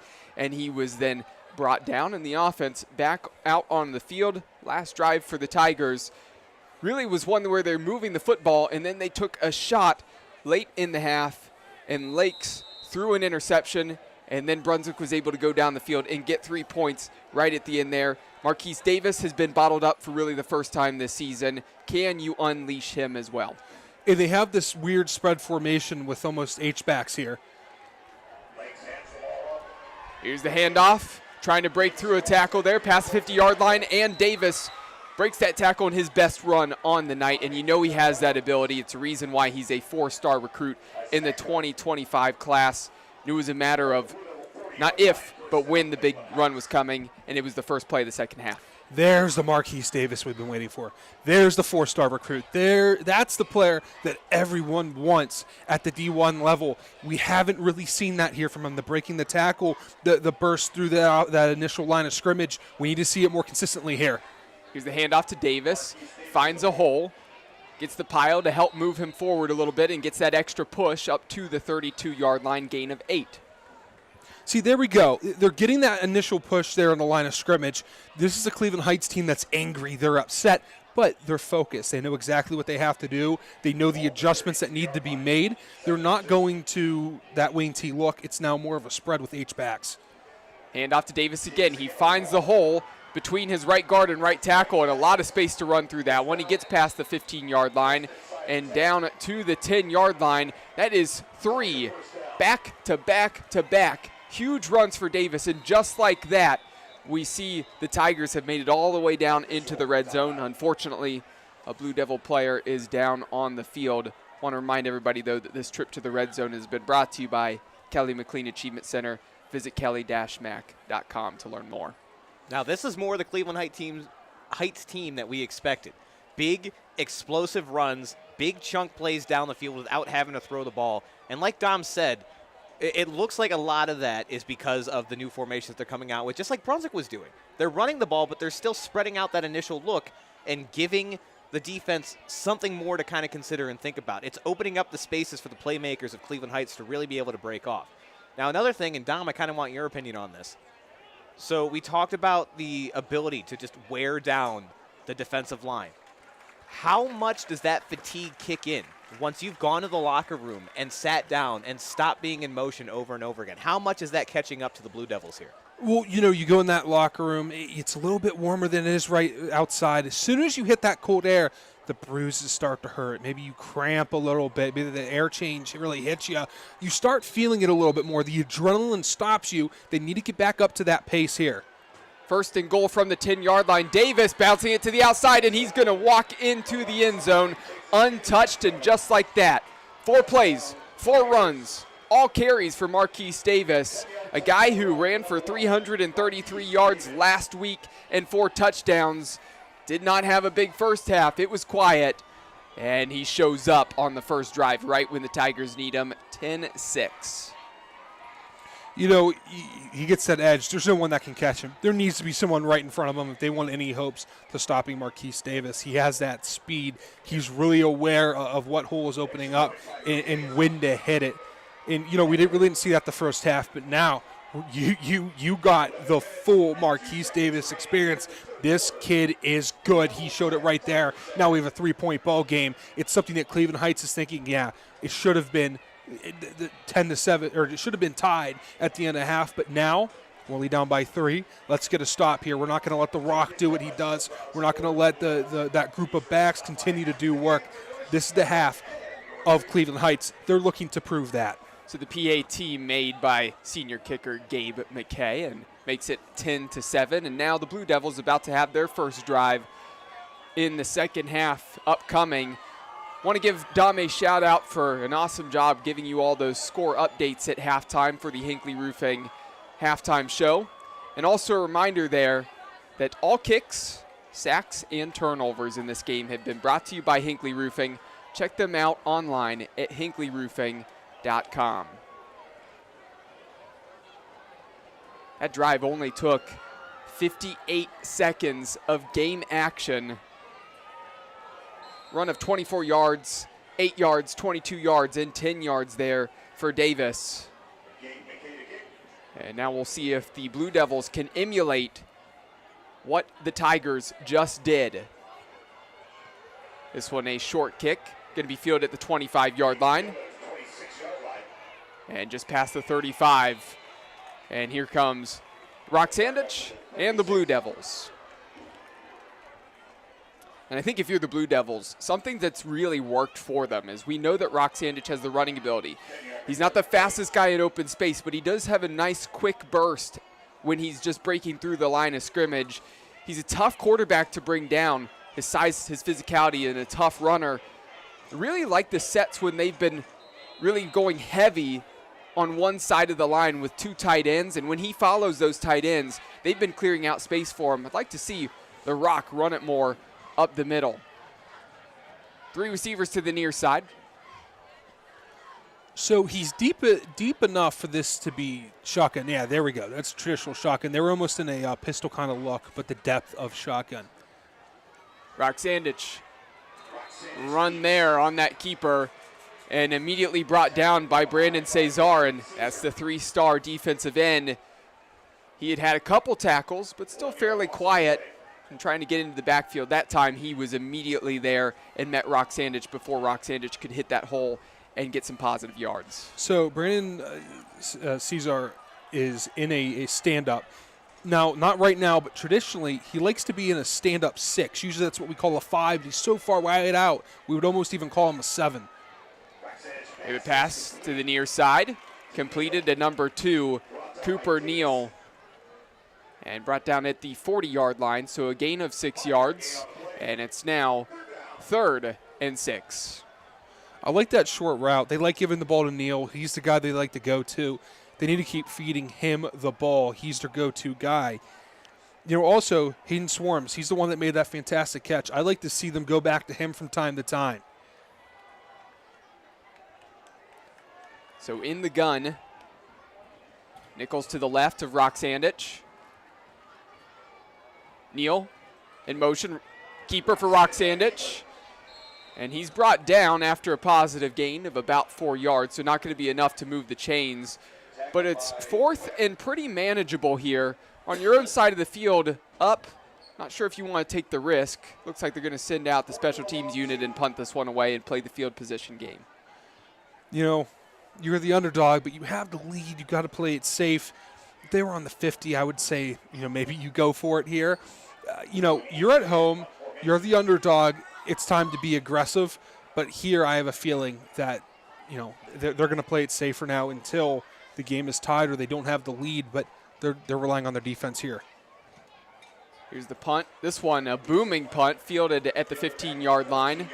Trying to get around the edge and try to bounce maybe to the other side of the field was number 0, John Gordon Jr. Good job in the coverage game there for Brunswick. Dom said he saw a couple issues earlier in punt coverage. That time they did a good job there getting to the elusive John Gordon Jr. pretty quickly.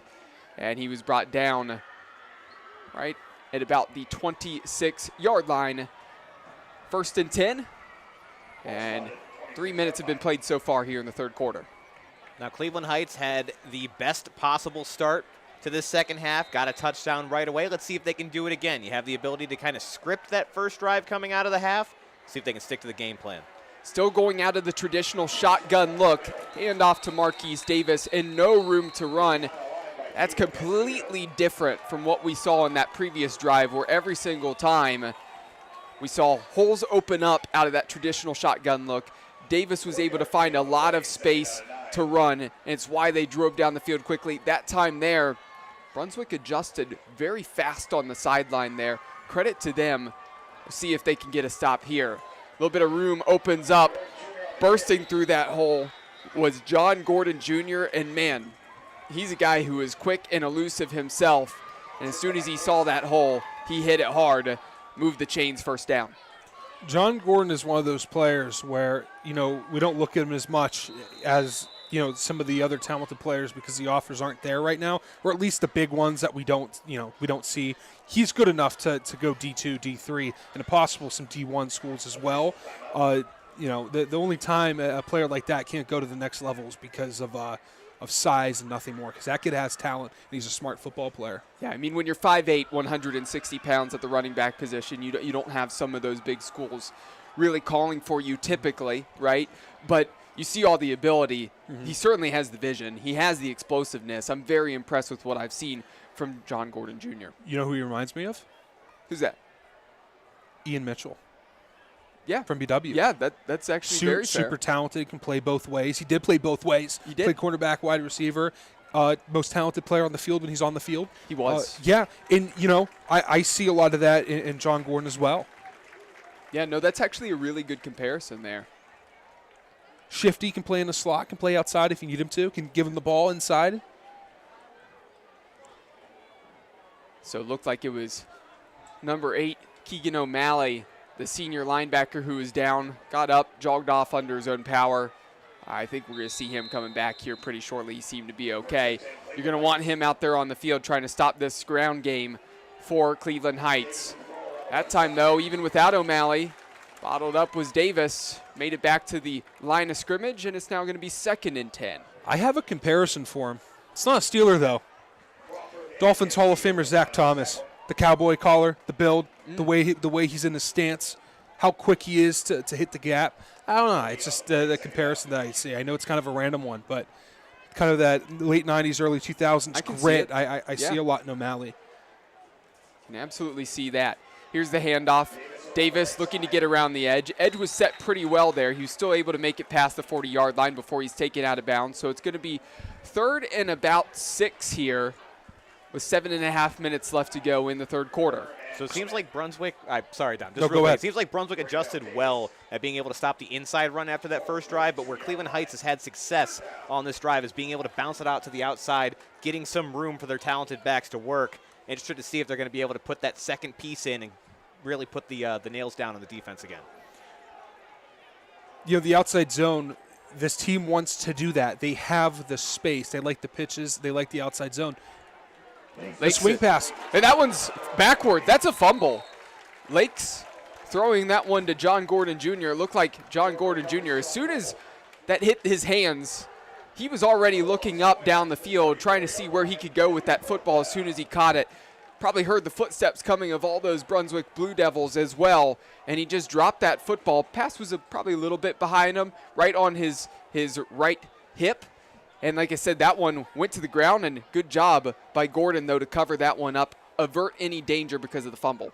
You have a full punt return here, so that means there's only 9 players here in the box here. They could do a fake. This punt hanging up in the air, fair catch at the 30-yard line. But, yeah, those backwards passes, that's something where you really have to be careful with. And a lot of times people think those are short throws, easy completions. But that's one of those things where sometimes you see issues like that where it's going backwards. And if it's dropped, it could really make things interesting. Just fortunate that Gordon, it fell for him, and he was able to jump right on that because there were about 3 or 4 Blue Devils pretty close. And remember, this is a lefty that's throwing the ball here. There's a weird spin to it no matter which way he's throwing it. Throwing it to his left, usually that swing pass kind of goes right into the pocket when it's a right-hander. You're able to, really take off. But there, it's going behind you. It really went to that hip there. So Gordon trying to get back to that one. After the punt, sending it the other direction, Roxanich has no room to run. He's hit in the backfield as soon as he touches it. Could be a loss of about a yard there. Less than 7 minutes left to go in the third quarter. The first 2 downs, Cleveland Heights defense is not thinking they're throwing the ball. They're thinking, Roxanich has the ball, everybody go. Everybody get to the ball, get to the quarterback. He's running the ball. That's how they like to set the tone. And then third down, we'll set back. We'll have our pass rush do our thing. And then our talented secondary be able to work on these wide receivers. You have to change it up just a little bit. I would love to see a deep pass on first down. But you have 2 stacks here on the bottom and the top of your screen for the wide receivers. Nichols to the right. Going to be handoff to Nichols. He breaks 1 tackle, turning upfield. And he's going to get past the 40-yard line, and that's going to move the chains. A first down, really nice carry for Nichols. And with that, I feel like the weight gets lifted a little bit if you're Brunswick. You kind of got punched in the mouth on that first drive. You had a good defensive stand there to get the ball back, but now you had a big chunk play. You got yourself a first down. The offense is rolling a little bit again. It no longer feels like this game can slip out quickly. They know they're here to stay. This offense is ready to shake off the cobwebs and get going. Here's the 2 tight ends lined up to the left side. They're going to run that way. Room to run on the jet sweep. Staying on his feet, keeping the hand down, and getting about 3 extra yards after having that ankle grabbed was Cooper Neal, and he's a guy who's very elusive on those jet sweeps.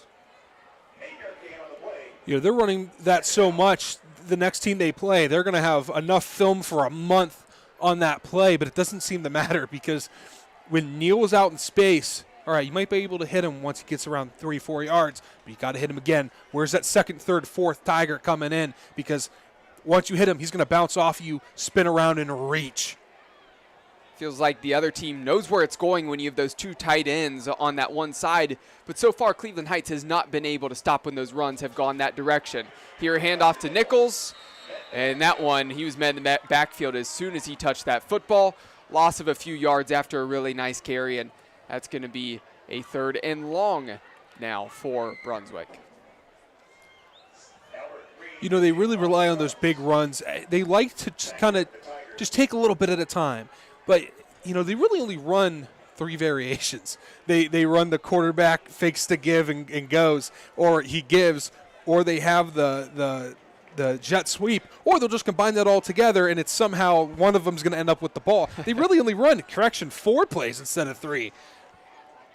Here's the receiver in motion, Rock Sandich, looking to run, and looked like he was pulled down from behind there, but I do see a penalty marker down on the field, and not sure if that one's going to be a hold. And yes, it is. There's the motion for the hold. We'll see what Max Stevens and the Cleveland Heights coaching staff wants here. Of course, the way your defense is playing on the last couple of plays, maybe you just accept that penalty, back up Brunswick, and assume that you can get a stop here and helps with the field position. But if, again, he declines this, it's going to be 4th and 6, and you're going to have to see Brunswick punt this one away. I say you take it. I mean, again, defense is hot right now for Cleveland Heights. 3 good, halts in a row here, even with that penalty. Now you force Brunswick back a little bit more, maybe try to lure them into throwing a pass. Rock Sanders hasn't had to do a lot of that today, so anytime that ball is up in the air, got a chance to make an even bigger play. They are going to go ahead and decline it here and just punt the ball away for Brunswick, but no, I wouldn't have been upset either way. Yeah, I know it's getting close to no man's land, but it's still on that side of the field, 4th and 6. You'd have to assume Brunswick wasn't going to try anything to go for that, just try to play the field position game. And why would they with what their defense has been doing, and at least being able to slow down the Tigers? So that's exactly what they're going to do. And after Stevens and the Tigers decline that penalty, it's punted away, fielded it's muffed. Ball on the ground, and getting back to that football was John Gordon Jr. He's had a really good night, but 2 mistakes for him back-to-back. He's able to get to that football, picked it up at the 5-yard line, was able to get forward for a couple yards to gain a little bit of extra space, but there was a Blue Devil coming in fast. They must have took what I said to heart earlier about the effort on that punt. Even credit to the Rock, I said he needs a little bit more touch. He struggles with it, and he had one of the most beautiful touch passes I've ever seen at this level. So, maybe if I keep saying, Brunswick needs to do this better, they're just going to find their corrections here later in the game. So now pinned back deep at the 5-yard line. 3.5 minutes remaining in the third quarter. Tigers still trailing. Handoff, and really tough to bring Davis down. He was met by a couple gray jerseys at the line of scrimmage. He stayed up and kept the legs churning, but no yardage, was really going sideways. And then finally the push from some more Blue Devils brought to the ground, no gain on the run, so still the Tigers remain buried deep up against their own end zone. Wow, they really had that one drive where they looked like the more dominant team. And that's the impression we had going into this game, all the research we did. But after that and before that, they've really struggled to get things going. Lakes back to pass the lefty, just a short completion there. Good route there by Amir Atkins, the junior wide receiver, and he's had a couple good routes. Again, it's really just been some of those 5-yard out routes, but he's done a good job with his sideline awareness, keeping his feet in, sure hands, making the catch, just getting a little bit of yardage. But again, it seems like they really feel comfortable with Lakes really just throwing 5 yards or less. The one time he actually bombed it down the field resulted in an interception. This time, a keeper for Lakes. Really nice juke there. He faked like he was going to go left, got the defender to jump that direction, and then he bounced it to the outside. If he didn't have that little fake, that little stutter step, defender probably would have brought him down, and we'd be looking at a 4th down instead. A couple extra yards, move the chains. It's now a 1st down at the 17-yard line. See, that's when you need a little bit of a better breakdown there on the defensive side. You can't bite on that. You got to stay the course, watch the hips. That will tell you where the runner's going. Here's a keeper for Lakes. Lakes had Davis as a blocker. I think this one's going to be coming back, though. Saw the penalty marker going down right at the 28-yard line, right on the Brunswick Auto Mart logo on the field, and would have to assume that it was probably on the wide receiver that was trying to set the edge there for Lakes and give him some room to bounce to the outside. We haven't had to see him much tonight with Lakes. Lakes hasn't had to throw the ball a ton. He hasn't really had to run it either, but he's a fun player to watch. When he's running the ball, just incredibly smooth, making guys miss with almost no effort. And then when he's sitting back there in the pocket, I try to find me a high school quarterback that looks more comfortable sitting back. He is poised, yes. He may not be the most talented. He may not have the biggest arm, but he is comfortable even with players coming at him. Certainly a good runner. This time going to hand this one off to Davis. And when you have a guy with bursts like that, I mean, Davis just looks like he's gliding through that hole. Gets a lot of yardage back there after that had been brought back from that holding penalty. And now it looks like this one's going to be spotted at the 25-yard line. So a gain of 8 yards on that carry. And clock is soon going to become a factor in this game. Already now under 2 minutes to go in the third quarter. You get two running teams like that, that clock is going to roll. Yeah, this game is flying by to this point. 2nd and 2. Receiver in motion. Lakes hands this one off to Davis, and Davis wrapped up immediately. So not able to make it back to the line of scrimmage. Multiple Blue Devils there on the tackle. And you can see, I think one of Dom's favorite players here tonight was one of the first guys to be there. Keegan O'Malley, the linebacker. He is really the heart and soul of this defense here. Without him, there's a lot of plays where, especially that one there, where it could go the other way. He is all over the field. He's sideline to sideline. He's up and down. He can do it all. Lakes, the keeper, smart decision there. Has a lot of room to run, showing off his burst to the second level, to the third level, cutting into the middle of the field, past the 40-yard line, past the 35, down at the 34. Massive gain for Lakes with just under a minute left to go here in the third quarter. Beautiful run by Lakes. I know you guys, the move when he got into the secondary, again, just incredibly smooth. You're not ready for it at all. He does not have a tell when he goes for that juke, that little sidestep. He just melds right into it, makes a guy miss. Eventually, Blue Devils catch up with him, but incredible run out of the quarterback spot there for Lakes. Has some long legs and was really striding and getting some distance away from the defenders. After that massive carry there for Lakes on the keeper, hands that one off to John Gordon Jr. Not a big gain there, surging forward for, looked like just about a yard. And that's going to be the last play here of the third quarter, as Brunswick still holding a lead, 10-7, but the Tigers pulling this one back closer after being down 10 at halftime. An exciting fourth quarter upcoming. Don't go anywhere here on the Keon Sports YouTube channel. We'll be back for the start of the fourth. Tonight's broadcast is brought to you by Pulp North Olmsted. From wraps to bowls to smoothies and everything in between, this is the perfect healthy option for the person on the go. Stop in and taste for yourself at 27650 Lorraine Road in North Olmsted. Riley's Irish Bakery, the absolute best bakery and comfort food selection you will find on the west side of town. Located in the heart of Fairview, this incredible family-run business is your first, last, and only stop for the best eats. At Riley's Irish Bakery, they use the freshest ingredients to create classic Irish baked goods and savories. They are located at 22570 Lorraine Road in Fairview.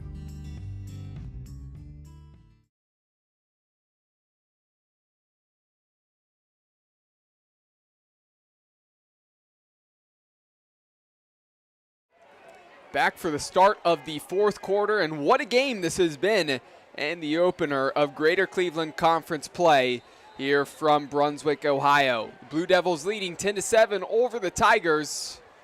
Tigers trying to drive right now, 2nd and 9, handoff to Davis, and he stumbles. Not sure if he was contacted there, just tripped up, and that might not be a good thing. Looked like he was kind of grabbing at the ankle. Hopefully he's okay. Slight hobble here from Davis, and that's the last thing the Tigers would want to see. 3rd and 6 upcoming after the gain of 3. Yeah, can't afford to lose Davis right now. Your offense is just now starting to get a little bit of steam back. It's been really hard to get things going today. You got to have your best players in these situations. Got to have those guys on the field if you're going to gut out a win like this. Well, going right back to Davis once again, trying to barrel through a couple defenders. That one's going to be close to the first down marker. Looks like he'll be about a yard short. So 4th and 1. Crowd's going to have to get loud here for their defense, because they're going to be facing a tough test of probably that offense of Cleveland Heights going right back at you up the middle. Lakes under center. There's a sneak. And that's a really smart sneak from Lakes. It's going to be close. I think it's enough to move the chains. Saw the crowd and the team of the Blue Devils pointing the other direction, but that should be enough to move the chains, and it is. Lakes didn't go straight. He saw that there was no hole there, so he decided to bounce it to the right, had a little bit of space between his right guard and right tackle, and that was just enough to move the chains. See the running ability from Lakes really coming alive in this drive. Real quick, guys. Olmsted Falls and North Ridgeville. It's the third quarter. 0-0. 2 yards and a cloud of dust, baby. I think nobody would have guessed that between those two teams. No, especially the way North Ridgeville's been playing. That's 2 weeks in a row of defensive games for the Rangers. Hand off to Davis, trying to get to the right side, past the 20-yard line, brought down at the 18. I'm not sure if there was a bad handling of the snap or what that was. That was barely even a handoff. By the time that was in the quarterback's hands, the running back already had the ball and was starting to run with it. But Dom, I don't know if you can clarify on that at all, if that's a design, but, kind of a strange handoff, and glad that didn't blow up in the face of Cleveland Heights. No, I think that was just a snap a little far over to the wrong side. It just so happened to look like it was a direct snap, like we're playing some 1920 football here. Direct snaps all around. Here's the handoff. Gordon trying to get to the left. Again, edge was set pretty well. He escaped getting tackled in the backfield, got past the line of scrimmage, and a gain of 2 on that carry, and just saw the slipperiness of John Gordon Jr. But again, Brunswick doing a good job setting the edge. Yeah, they're setting the edge, and when the defender gets there, they are still keeping their discipline. They're not trying to play hero ball. They're making group tackles. They're making smart tackles. And when you're going up against a talented team like Heights, especially with the running backs they have, that is crucial. That had to have been something they talked about at practice, and it is drilled into the heads of these Blue Devil players. 3rd and 2. Lakes, the keeper, and he's going to be stopped right at about the line of scrimmage, but there's a penalty marker on the field, and this one's going to be going against the Tigers. And that's the last thing Cleveland Heights needs here in this drive, as they're getting yardage little by little by little. Haven't been a ton of big plays really in this drive. Now you're going to be facing the need to pick up a ton of yards here. No, you can't have these mental errors, a holding penalty. You don't need it. And you know what? That's a lack of good hand placement. I've been crediting their hand placement. I mean, their defense is great at it. The offense, the guys that I played with at BW, some had the best hands offense defensive wise on the offense defensive line that you'll ever see at that level. These guys are the same way. Hands were outside. You pulled the jersey, you get caught. You can't have that. So 3 receivers to the far side of the field for Cleveland Heights. Now 3rd and 12 from the 26-yard line. Under 9 minutes left to go here in the 4th quarter. Lakes back to pass. Lefty on the run, pressured from behind. He's hit as soon as he throws.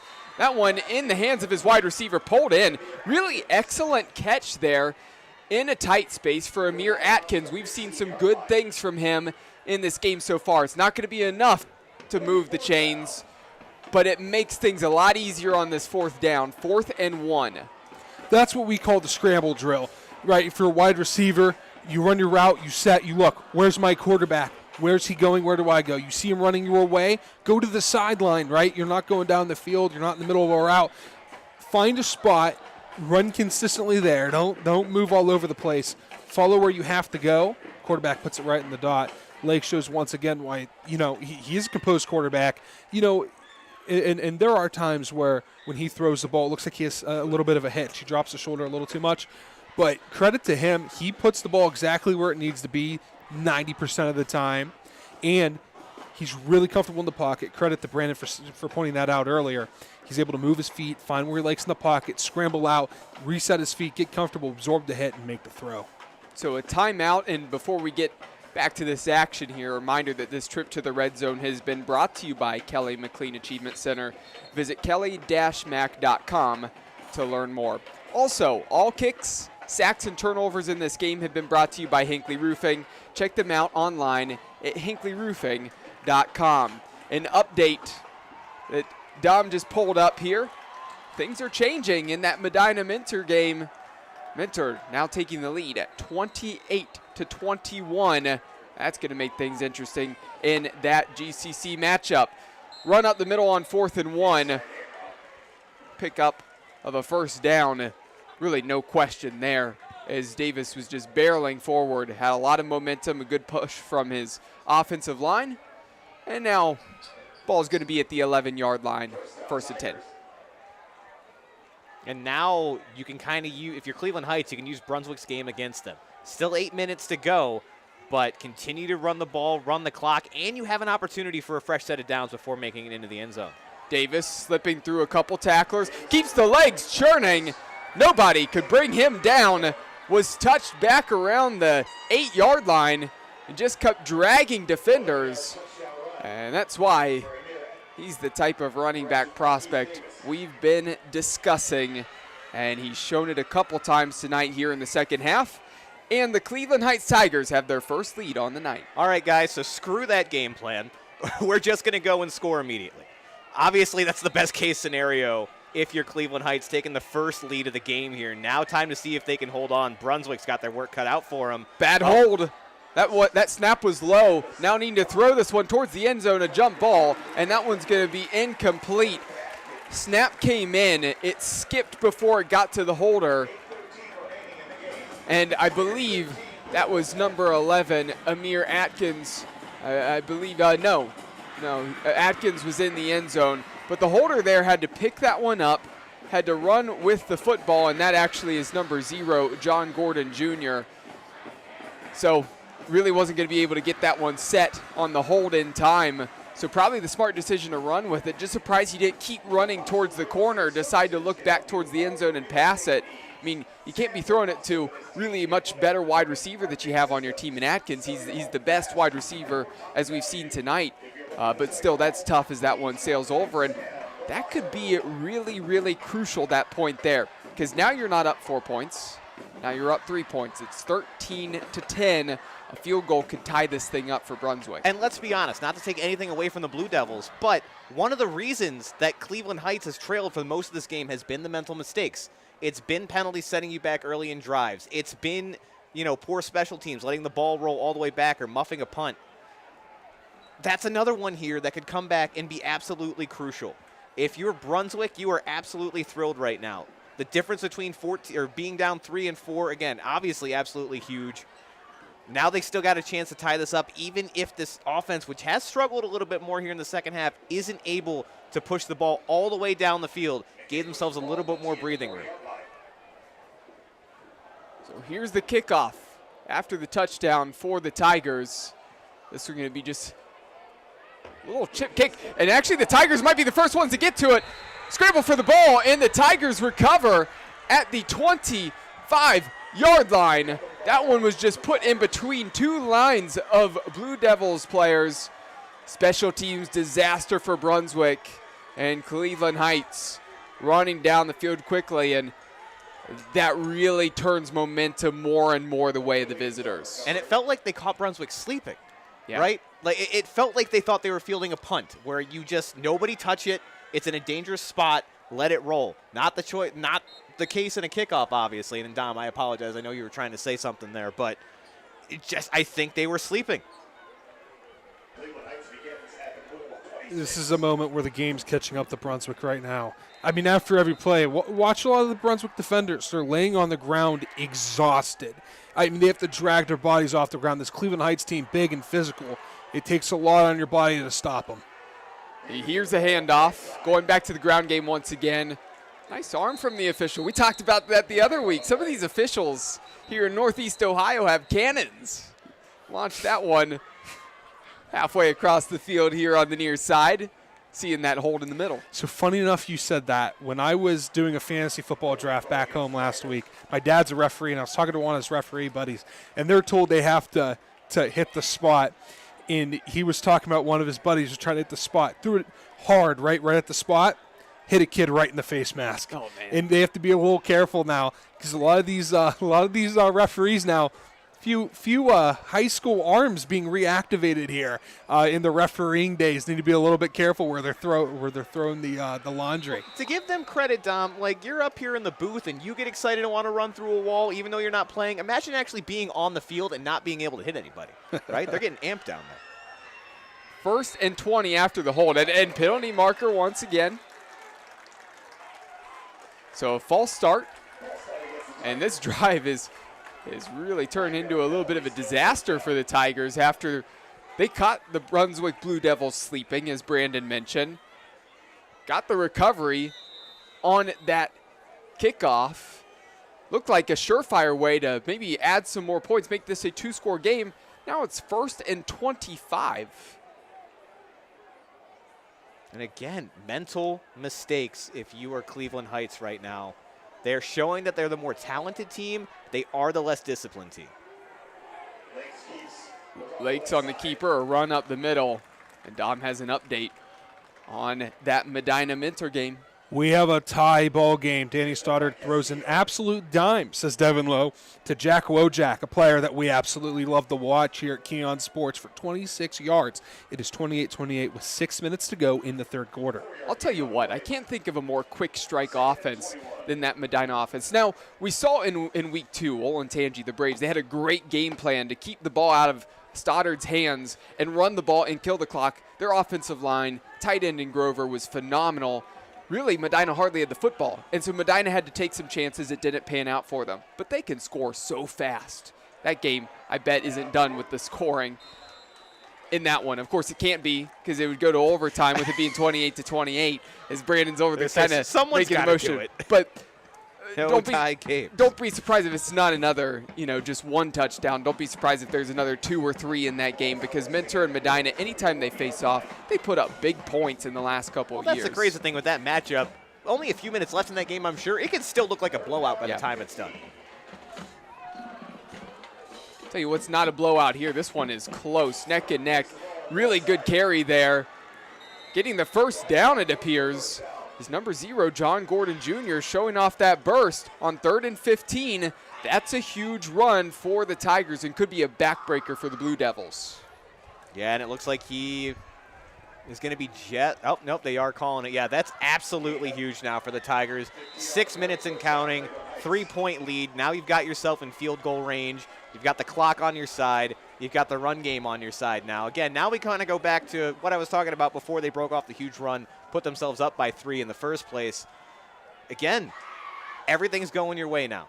Keep that Brunswick offense off the field. Keep running your game, running the ball. Give them as little time as possible, because this Brunswick team, not known for the big play, not known for being able to pass the ball deep down the field. 1st and 10 from the 16-yard line. Lakes on the keeper, trying to get around the right side. And that ball's up in the air, stripped. And the big man comes away with it.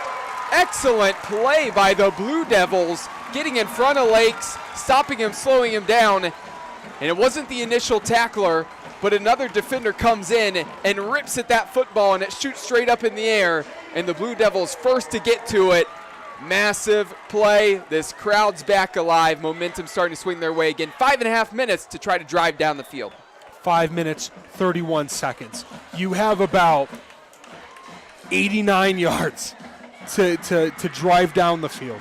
You're a run-first team. Use all 5:30 of that time that you have.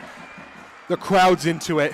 Your defense just made a statement. Leave us out in the field all day long. We're holding this team to 13 points. We're making our stand here. I have chills right now.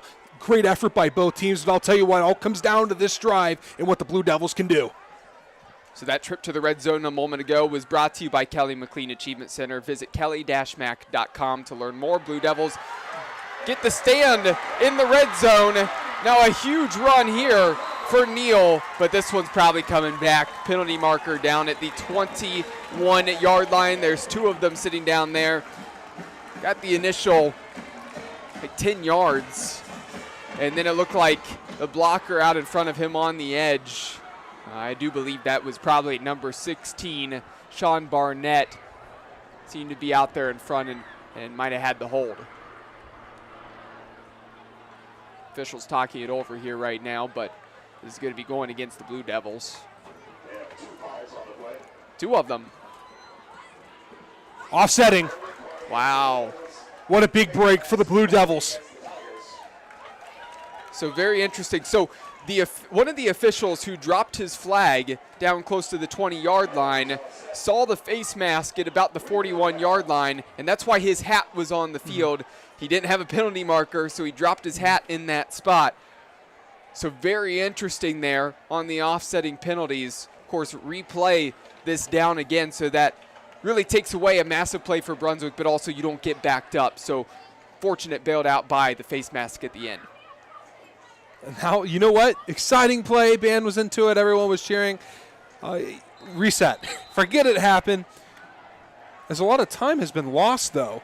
Yeah, clock's running again.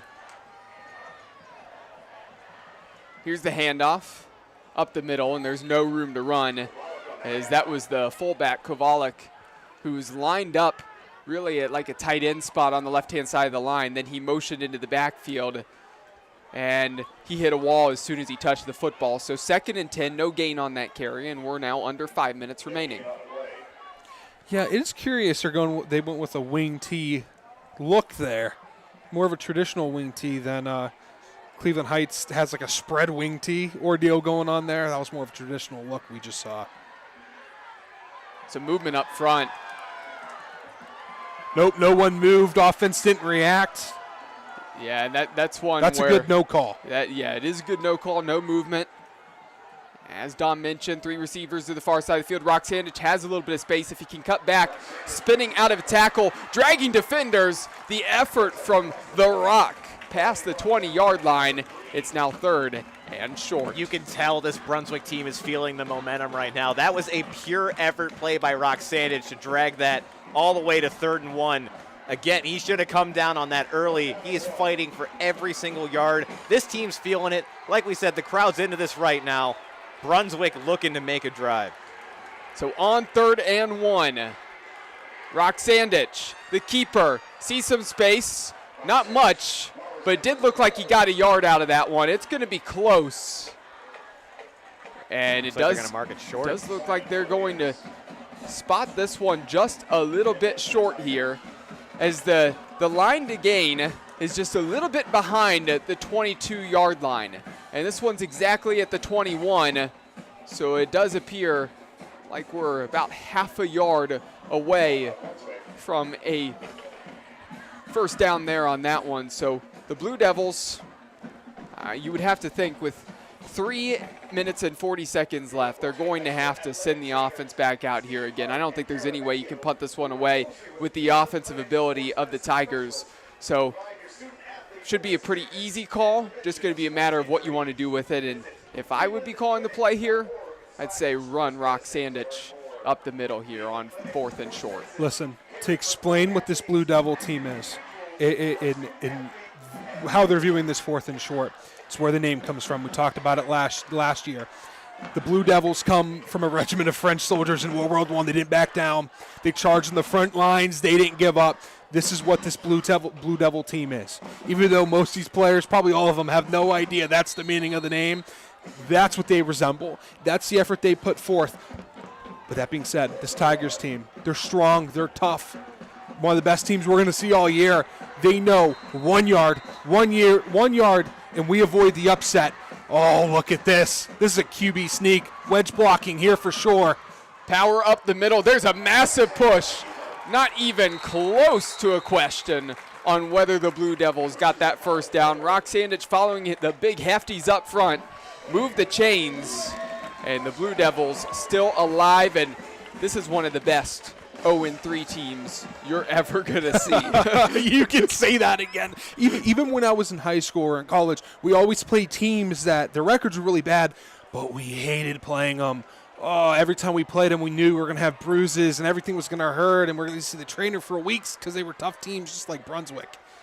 Roxandich back to pass instead, going to run, slips through 2 tacklers, ducks back underneath a lineman there, and he gets back to the line of scrimmage and gets about a half a yard on that. So 2nd and 9 up on the scoreboard, 3 minutes left to go. Got to move, got to move, got to move. I would have rather him see it just throw it deep and miss his wide receiver. It at least stops the clock. They're still moving slow, still running their offense. That's fine and dandy. They're going to run 2 plays, and we're going to be under 1 minute here, the way that they're playing. They're not getting enough first downs quick enough. They need to use all 4. They need to be a little bit quicker. Yeah, if Brunswick doesn't start moving, you're going to get Dom shouting NASCAR up here. My southern accent might come out too. NASCAR, NASCAR. Might have to break that out too. 2.5 minutes left.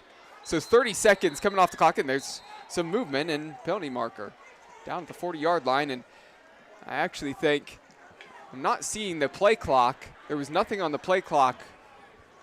But again, that's that back official who would be paying attention to that if that was a delay of game penalty. It must have been.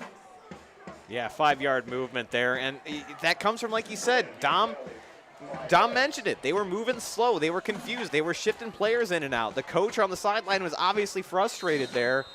I mean, worst case scenario, you let a lot of time run off the clock and you lose an additional 5 yards. You cannot afford that mental mistake right now if you're Brunswick. Now I'm just lost on where the official was looking because neither play clock has anything showing on it right now. But delay game penalty, moving back 5 yards, jet sweep. Oh, could be a throw. Neely down the field looking for his intended target, and that's hauled in. A fight for the football. An incomplete. No, football is laying at the 45-yard line. Looked like that one was going to be hauled in as Cooper Neal launched that one down the field. And it really looked like that one was caught, and the 2 players were really scrapping for the football. And then as they both get up, you see that the football is still laying there at the 45-yard line. So shocking from this angle. But I like the shot there from Brunswick. Now 3rd and 14, though. It's going to be tough to pick this up. I actually didn't even see the ball on the ground. I actually was looking to see how long it was because I thought it was a pass. I saw members of the, I believe, administration of Cleveland Heights about at the 10-yard line waving incomplete, and that's how I knew. Didn't even see the ball. So 3rd and 14 now. Roxandich, he's going to run, try to get some yardage here. And leveled the defender, it appeared. Good tackle, though, holding on. John Gordon Jr., smaller defender, trying to take down Roxandich. That is not an easy task in open space. Roxandich certainly put that shoulder down into him, but still held on tight. And after the decent gain there, it's 4th and much more manageable, 4th and 5. Tick, tick, tick, tick, tick, tick, tick, tick, tick, tick, tick, tick. Time off the clock. They have even moved the sticks more than once, and we're already down to 1:30. NASCAR, we need to move. We need to be quick. They're not doing that. Quick game package. Gotta go. They're not doing it. So much time coming off the clock. 2 players in motion. Here's a timeout for Brunswick. And after all that time runs off the clock, you understand why there was miscommunication. They had to take the timeout, talk this over. It's just unbelievable how Brunswick has played so great in this game. Incredible first half. Okay, they've done a lot of good things here. Kept yourself alive after now going down here in the second half. But on this last drive, too much time's coming off the clock, right? You're not getting big enough plays. I like the shot attempt that they took. But that's one of those things where in the dire times, when you're trying to get into this one, try to see if you can tie this up, take it to overtime, or win this game, things just are not clicking at the moment. No, it is. I don't know why they're not moving quicker. At least you got to signal things in quicker. Instead of making a huddle and doing it, you have to have some type of code name the quarterback can say for the play. I mean, because it doesn't seem the offensive linemen know the signal. Yeah, we did that at Baldwin Wallace, so I get it. I understand the skill possessions know the signals, and that's it. There seems to be a lot of confusion there on the sideline, though. They need to move quick. Well, we'll see what Brunswick wants to do here. They haven't gone to the air a whole lot. 4th and 5. Watch out for Brandon Cesar, the edge rusher. And there's pressure in the backfield. Roxandich, he's going to be brought down for a sack. Massive sack there as multiple Tigers get into the backfield. And that's pretty much going to seal this thing here as the Tigers, leading this thing 13-10, get the stop turnover on downs. And there's only a minute and 12 seconds remaining. And here comes some penalty markers flying up in the air on the sideline of the Brunswick Blue Devils. And as they sort that out, like it's tough for Brunswick here. It's a lot easier when you're coming in as the underdog, right? You go up early, you got all the momentum going for you. Then all of a sudden, you lose the lead late, and it's go time. It's time for you to kind of put up or shut up, and that's where the youth of this team really started to kind of shine through. The offense looked confused. It looked disheveled. They weren't rushing up to the line. I don't know if that was by design or if they just don't really have, that 2-minute drill kind of offense really set in place. It baffled me just as much as you there, Dom. But overall, that's where you see the difference in these teams. Brunswick just wasn't quite ready to take that last step and really take the spotlight here tonight. And this is the best formation that an offensive player can see. It is victory formation. You went every week in practice with this formation. Cleveland Heights, that first half was tough, but the second half you played is well-deserved. Well-deserved of the second half they played. Yeah, the Tigers, they never gave up, but neither did the Blue Devils, and that's what made it a fun, tight, close game. Cleveland Heights are going to get out of here moving to 3-1 and go 1-0 in the GCC. First Greater Cleveland Conference win, but that was not without any dramatics. And really, the Tigers, they really had to work for this win. Credit to Brunswick and what they've done in this game. Of course, Brunswick took their last timeout. Just a little over a minute left in this game, so no timeouts remaining for the Blue Devils. The next couple of kneel downs are going to end this thing. And I know we hate moral victories, and Brunswick is going to go to 0-4, and you hate to see that on the record books. This is not a loss tonight for Brunswick. This was a game where they proved that they need to be taken seriously. Yeah. Cleveland Heights' first year in the conference was expected to just come in and run ruckshot, right? And they're going to improve to 3-1. They've had a great year to start. Brunswick went blow to blow with Cleveland Heights this entire game. Even as we're wrapping up 13-10, made some big plays there at the end, forced a fumble when Cleveland Heights had the ability to kind of just run the clock out. They absolutely put themselves on the map in this conference, right? Again, 0-4 not easy to look at, but, Brunswick, they took another big step here tonight. Well, in Brunswick, mentioned that schedule. Avon, Olmsted Falls, Highland, Cleveland Heights. Those are the games they lost going to 0-4. They'll play Medina next week at Medina, and we will be there for our broadcast. And Medina has taken a lead 35-28 at Mentor. So some developments happening in that matchup in GCC play.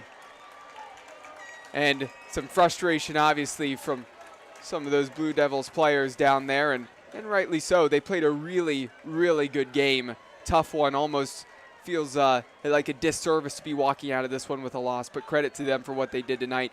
A lot of good things they put on tape, right? Just at the end of the game, you have to be a little bit quicker with how you're trying to move on that final drive when you have an opportunity to get in this one. Like I said, almost felt like Dom had to go down there and shout NASCAR, because I feel like us up here in the broadcast booth were the only ones that seemed to have the sense of urgency needing to get down the field if you want a chance of doing anything. Credit to Cleveland Heights getting the stop on defense, how they played getting out of here. So it has been a fun one. I do want to remind everybody, though, as those kneel downs were happening, that was in the red zone. So one last time I want to mention that that trip to the red zone had been brought to you by Kelly McLean Achievement Center. Visit kelly-mac.com to learn more. Also, the Hinckley Roofing post-game show coming up here shortly with Brandon Soder. For myself, Cole McDaniel, and Dom Clary, we're going to give our final thoughts, final words here on this game before we step aside. Dom, how'd you feel about that one? That was fun. Yeah. I'll tell you why. It was fun. It was the first time I've seen Cleveland Heights play since moving up here, what is it now, 6 years ago? Yeah, time 7 flies, years right? ago. Yeah. So, it was really fun to watch this Cleveland Heights team.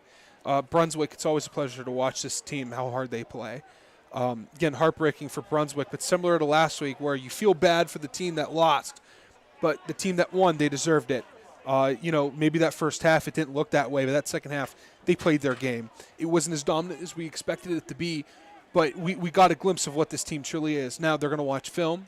They're going to rip it apart because there are a lot of things to be cleaned up if this team wants to pursue their state championship goals, and that is always the goal at Cleveland Heights. They're going to rip that film apart, and they're going to move on to next week. Now they have a taste of GCC play. They know how to move forward. But Brunswick, that is a moral victory. When you're 0-4, you take that moral victory and you say, hey, let's play strong next week. That's exactly what they're going to do. For the Cleveland Heights supporters, thanks for tuning in, watching this one, whether you watch this live here on the YouTube channel or just watch the playback. Make sure you hit that subscribe button if you haven't done so already on the channel. Saw some really good things there from Cleveland Heights, especially in the second half. Marquise Davis came to life. Some good things from John Gordon Jr. running the game as well, and credit to their offensive line, as well as then Lakes as well, what they were able to do running the ball in the second half to get that victory. Want to remind everybody again, Brunswick supporters, everybody out there, if you want to see the Blue Devils play once again next week, we're going to be at Medina as the Battling Bees host the Blue Devils. And it looks like Medina has a good chance to win that one against the Minter Cardinals. For myself, Cole McDaniel, Dom Clary, we're going to step aside. Brandon Soder will be with you in a few short moments. Tonight's broadcast is brought to you by Roasted Coffee Shop. Family owned and operated, a former military man and his paramedic wife followed their dream to open the top coffee shop in Ohio. It is the tastiest coffee in town, and customers keep coming back for more. Visit them today to grab a cup at 27093 Bagley Road in Olmsted Falls. Maria Lano Photography. Maria Lano is a creative photographer that tells your story. She is there to document the love that you have for your family, those moments in time or milestones that your children will share with their own family someday. Whether that means chasing the golden sunlight on the lake or family cuddles on location, she wants to tell your story. Her goal is for you to look at these photos on your walls and remember how magical you felt in that exact moment in time. You can find out more by emailing her at marialanophotography@gmail.com. Sedmac Insurance, an independent insurance agency who has served Northeast Ohio for over 50 years. Contact Jeff Romancic today at 440-777-7744 to learn more about what they can do for you. Graffiti Warehouse. Visit them at www.graffitiwarehouse.com for the very best in high school sports merchandise. If you're passionate about your favorite team, then stop by the warehouse and pick up the proper swag to support them. Spins Bowl. Spins Bowl has 36 lanes and a large redemption arcade with a full bar and restaurant. It is truly a good time for the whole family as it has something for everyone, young and old. Swing by their website for more info at spinsbowl.com. TNT Construction. They provide residential and commercial remodeling, construction, and building services to clients in Cleveland and all of Northeast Ohio. Look them up today at tntcleveland.com. Village Coffee and Creamery.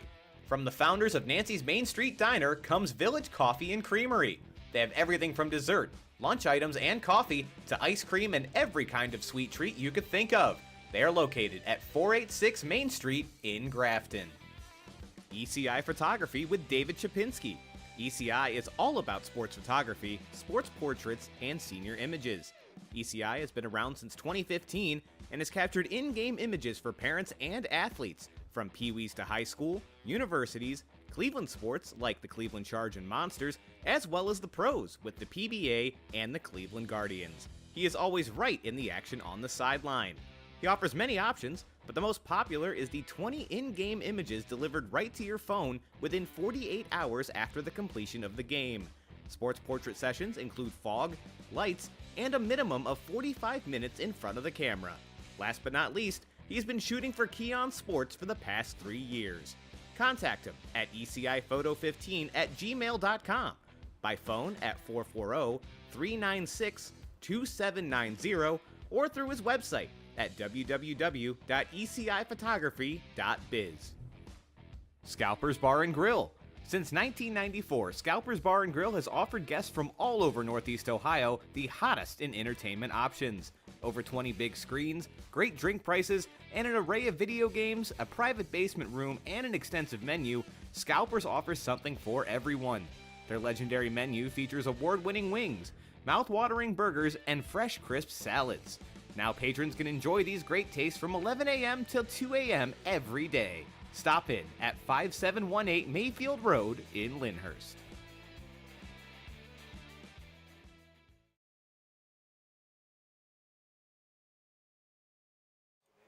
And welcome into the Hinckley Roofing post-game show. I am your host, Brandon Soder. Folks, the Keon Sports High School Football Game of the Week for Week 4 did not disappoint. if you stuck here with us the entire game, it was the Cleveland Heights Tigers coming in at 2-1, taking on the winless Brunswick Blue Devils in a game that many thought Cleveland Heights was just going to roll, and that was not the case whatsoever. Brunswick came out strong. Both offenses really struggled to get going at first, but it was Brunswick, first one to really settle in, get that run game moving, broke off a huge run with Rock Sandage, 60-yard run downfield, set up their game-opening touchdown, and then from there went up 10-0 at half over Cleveland Heights. Cleveland Heights, though, coming right out of halftime, they responded quickly. They marched right down the field, got themselves a touchdown on their opening drive, and from there, little bit of a slugfest again as both offenses kind of struggled to get things going. Cleveland Heights finally broke it again towards the end, missing the extra point, putting themselves up 13-10. Brunswick, though, still had a chance. Huge turnover from Cleveland Heights down in their own red zone. Brunswick was able to force a fumble, give themselves a chance at one more drive to keep the game alive, but they were not able to get the ball on to Cleveland Heights' side of the field, and that's where we ended this one. Cleveland Heights 13, Brunswick Blue Devils 10. Again, phenomenal game, second great game in a row, second great game that featured, almost a potential upset, a team that not a lot of people were really looking at coming into this one, able to hang in for a long time, and Brunswick, despite being 0-4, really made a name for themselves here tonight. That all said, it's time to get to our Hinckley Roofing player of the game. Cleveland Heights obviously was able to squeak out the win in this one, so in that situation, only one player that can really go to. That's running back Marquise Davis for Cleveland Heights. 23 rushes tonight, 122 yards, and the 2 lone touchdowns of the game. But that was just enough for Cleveland Heights to come out with the win. Couple reminders for you guys. First off, next week, I know a lot of you Brunswick fans are watching us tonight. You get a chance to see your team again next week as the Blue Devils will travel to Medina to take on the Battling Bees. Bees looking phenomenal tonight against Mentor. That game has not gone final quite yet, but they did lead last time we were able to check in. So again, could be another exciting one. Brunswick hung in with Cleveland Heights. Maybe we do see that again next week with Medina, so make sure you tune in for that one. If you are a high school football fan, which obviously I hope you are if you're watching this show, make sure when we're done with the broadcast here, go check out KeonSports.com. We have 20-plus games covered for you once again in video format, broadcast, written, all over the place here in Northeast Ohio. We are the central location for you to get all of your Northeast Ohio high school football scores. No one else has you covered quite the same. So many written recap articles. We have a very talented team of writers, of videographers. So again, like I said, go check out the website, see it for yourself. All of that content is going to be there for you. Also, make sure to follow us on Twitter at SportsKey1. We're going to be tweeting out all of those articles, this game broadcast as well. So in even more condensed place to get all the highlights, all the news, the stats, the standings, everything that you need to stay on top of everything here in the Northeast Ohio football scene. On top of that, make sure to follow us on YouTube. If you're watching this right now, hit that subscribe button. Be notified every time we go live. We are here every single week of the regular season. Make sure you get that little notification when we come live and start covering your favorite team. Still got 6 weeks to go. A lot of talented teams left on the schedule. And then again, as I mentioned, Brunswick and Medina next week from Medina. That all said, folks, thank you so much for joining us here tonight. It's been another fun one. Hope we get the same energy again here next week. But once again, I am Brandon Soder for Cole McDaniel and Dom Clary. Enjoy the rest of your evening.